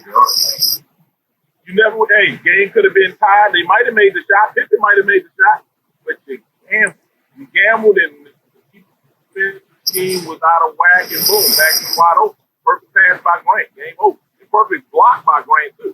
Grant had the 2 biggest plays. People don't realize the 2 biggest plays of that was Grant's pass to Paxson for the 3. And Grant's block at the buzzer against Kevin Johnson. People don't realize that. Carly, I know you do, but people don't realize how big of a play that was. You got to put 3 in it too, but Wade Jordan scored. It set all that up because if you don't, if you don't stand, they up against the clock. So that's what's right. Yeah, for me it was just oh yeah, probably appreciate that. Yeah, for me it was just an example of his focus. Like every we talk about all this different stuff. That ability to lock in singularly like that was on full display during that time. And you know, coach said so about what he said to his team. Like with all that going on, I don't even know if anything even need to be said. If you know, if you're the rest of the Bulls and you're seeing like your guy under attack, and like again to go back to the media thing, sounds funny because you know we're media, but just being honest here, like context. He went to the casino. If you just add his dad, it doesn't hit the same. It doesn't hit the same at all. But look, I'm just saying, but if you omit his dad, now we got clicks and views and people getting mad and talking points and all this other worthless trash. He went with his father and was back in midnight while also factoring the fact that they may have driven, I don't know, but you had practice, you left, you came back, you're back in your room by midnight. That's not even a story. You know what I'm saying? It's not even a story. But again, He's like me. I'm a grown damn man. I go do the hell I want to. Like, don't worry about me, man. Oh, y'all know explanation. Hell out there, man. Like, Was it a turkey? My resume, you should know by now. I'm gonna be ready to go. So I need to be more focused on these people getting good night's rest and they ain't showing up.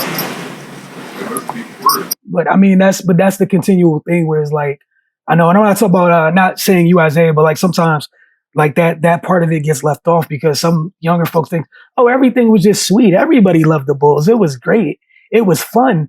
And yeah, that's the thing where it was kind of like you had to accept them after a point because of what they did. You know what I'm saying? When they got 3, it was like, shit, You know what I'm saying? It was just, all right, cool. They're not going away. Fine. We're here. Well, Magic has blah, blah. Then the second go round is, all right, look, cool. Is it done yet? You know, it's kind of like, for real. Is it done yet? And keep this in perspective. Hear about the Knicks and they ain't won nothing. Yeah, so imagine they had a team that was capable of winning a championship. This damn team is their way.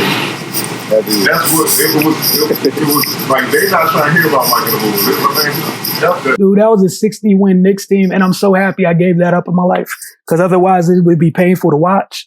This is so therapeutic. I could watch and be so detached. But yeah, it was just an example of just that laser focus, man. Because is we've seen other people do it in spurts, but again, like that's a whole lot when we talk about the different levels of fame and whatnot. Like I know with today's, like obviously with everyone having a phone out and all that, but like legit, he went somewhere with his dad. It was like for him back then. Yeah.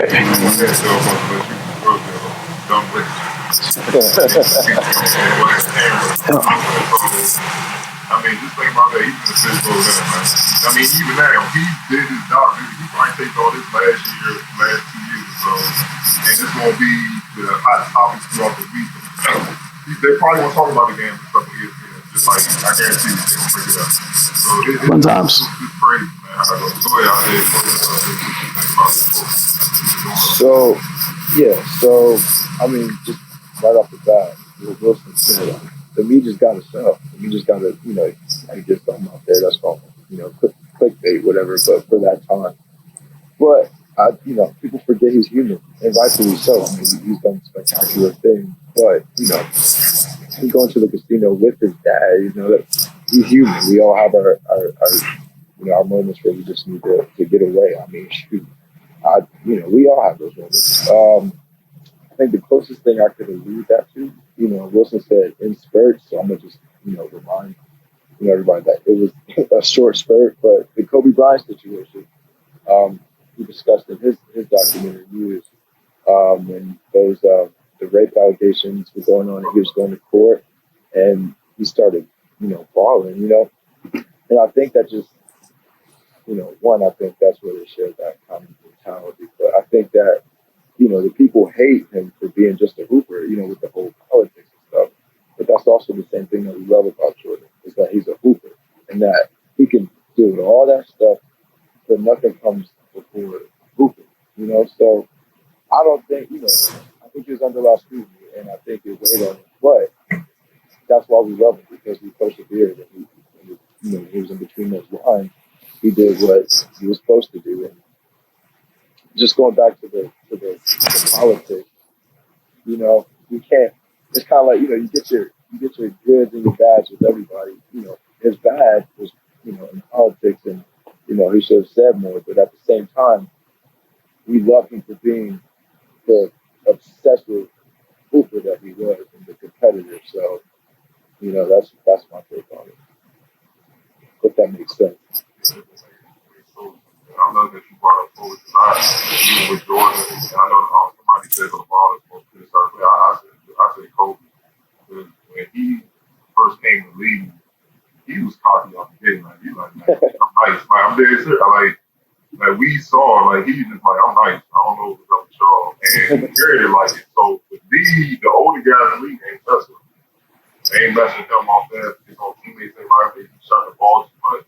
And then they build him up. He kind of had this Jordan type image with they Colorado kind of. And, then he just got everybody. Because now you kind of got all people like, I told you, y'all building up.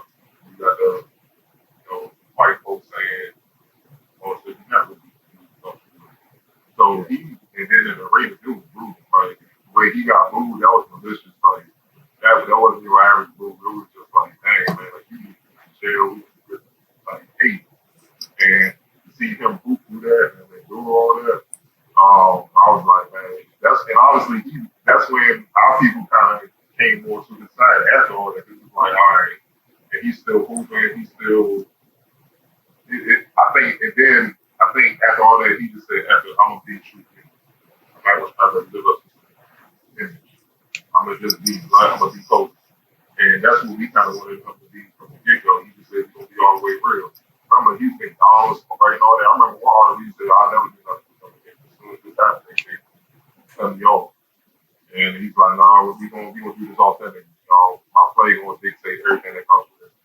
obviously they try to come back around and do something different. He was like, yeah, I'm good.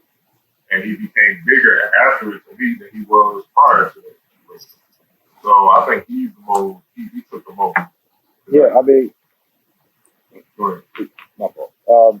Even I'm not sure if you guys remember this, but I remember vividly the day he passed, or the day after he passed. There were, some lady from I think it was the East Coast reporter, came out with we published a story about the rape allegations. So LeBron to say that he's the most scrutinized, like you're not the most scrutinized player. This man is gone, and they're still trying to dig up stuff. Right. Isaiah, what you'll learn as you get older, you get a little bit more great. That's going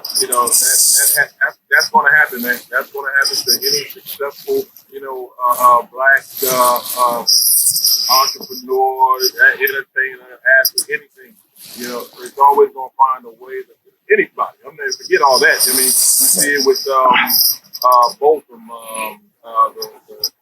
The brother that was killed in Houston by the white officer, lady went into the wrong apartment and killed him. You see what they said? I mean, he was an innocent person, and what they try to say, oh, he had some weed in the kitchen drawer. Who cares? What did he do wrong? Why would you bring up that negative for a guy that literally did nothing wrong? So they're going to always paint us in a bad, spotlight. They're always going to try to find something that's, bad against us. You see, if we do something, they're going to find the worst picture to, plaster in the media. When they do something, they give you that family image, Yeah.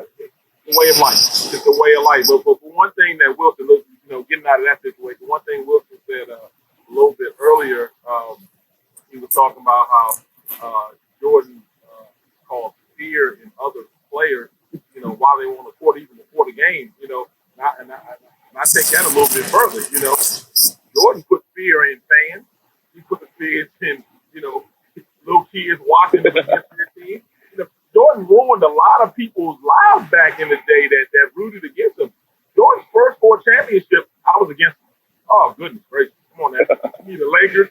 Give me Portland. Obviously, give me Barkley. And then give me Kemp and them.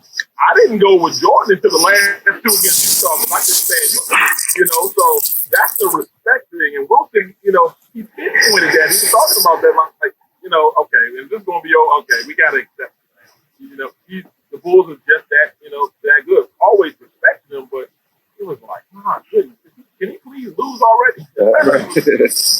So, hey, Cardell touched on it. The Knicks was a daggone good team.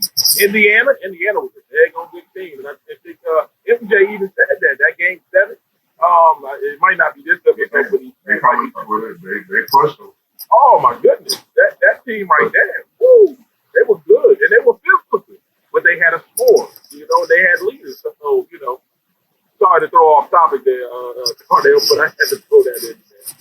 I was with you. That's what a lot of youngins like your peers and stuff out there that think we just gave the title to Mike soon as he started. Well, it was like no, it wasn't like that. It was like, oh, you got one. Okay, you got 2. Yeah, you got 3. I hear you. Or you retired or whatever. Or you coming back, you lose the Shaq. See? Oh, he got 4. Okay, but Magic got 5. Whatever. Oh, you got 5. Okay. You target the first 2 games. They got you. You about to finally lose. What the hell? He's still involved in the game with it? Hey, man, you know what, dog? You go. You got it. It was early. Yeah. And we don't. Look, what if he didn't retire mid-career and he didn't retire in 98? After 98. I think in 94 Houston did them because they were banged up in 93. They were. Okay. But it would have been interesting. They were so banged up, I don't know. Yeah, it would have been interesting. Like Cartwright, I'm talking about like Cartwright Paxson. They were so banged up. Oh yeah. And Dream was on one. Dream kind of moved his mic mobile for that, and it would have been no, what I'm saying. So, but 95, I think they had been pissed and came back together. But like 8 in a row, no, they probably went 7-1 for sure. But yeah, I mean that's just what it is. Like it ain't like that's what our area kind of get mad at in closing with the LeBron thing. You know the boy is bad boy. He should be everybody's top 5 all time, greatest small forward. You start anything, he should be your star lineup without a doubt. but it's just how people are trying to give him something he hasn't earned yet that irritates us. It's just like you just said, we didn't give Mike that. It's just like, this month, he's coming. Like, you win 6, it's just, you know what, dog, you got it. You can't even say nothing no more. Like, and that's when you just gotta respect it, man. And that's what we like. Let him get there. And it's just been too many instances along that way where it's like, dog, you tapped out like JJ Barea shouldn't be getting problems. So. It's, shot. It's real. It's just what happened. I'm just talking facts. What happened? I don't care if KD on the Warriors. You should be like, dog, you got to deal with me. See, that's you notice with the bad boys, they was stepping him up, but he said, you know what we respect? He kept coming. Like we're beating his ass. He keep coming. Like this motherfucker won't stop until the clock is over.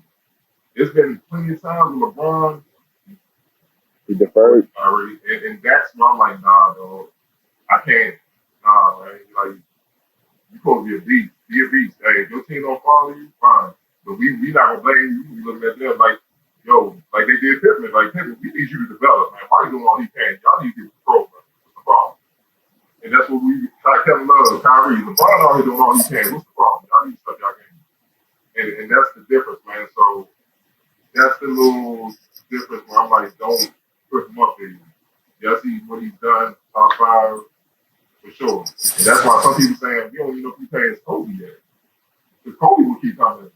You see what I'm saying? So, nah, you just certain things you look back and just like, nah, but what he is great. You know what I'm saying? It's better than damn near 99% of all the players that play. So you can't knock it. That's all we're saying, man. But it's been a great discussion. You got a lot of views, heard a lot of views and stuff, so hopefully we be educated, but you entertain, put our input on it. And we'll be back here next week. Episode 4. Appreciate y'all joining.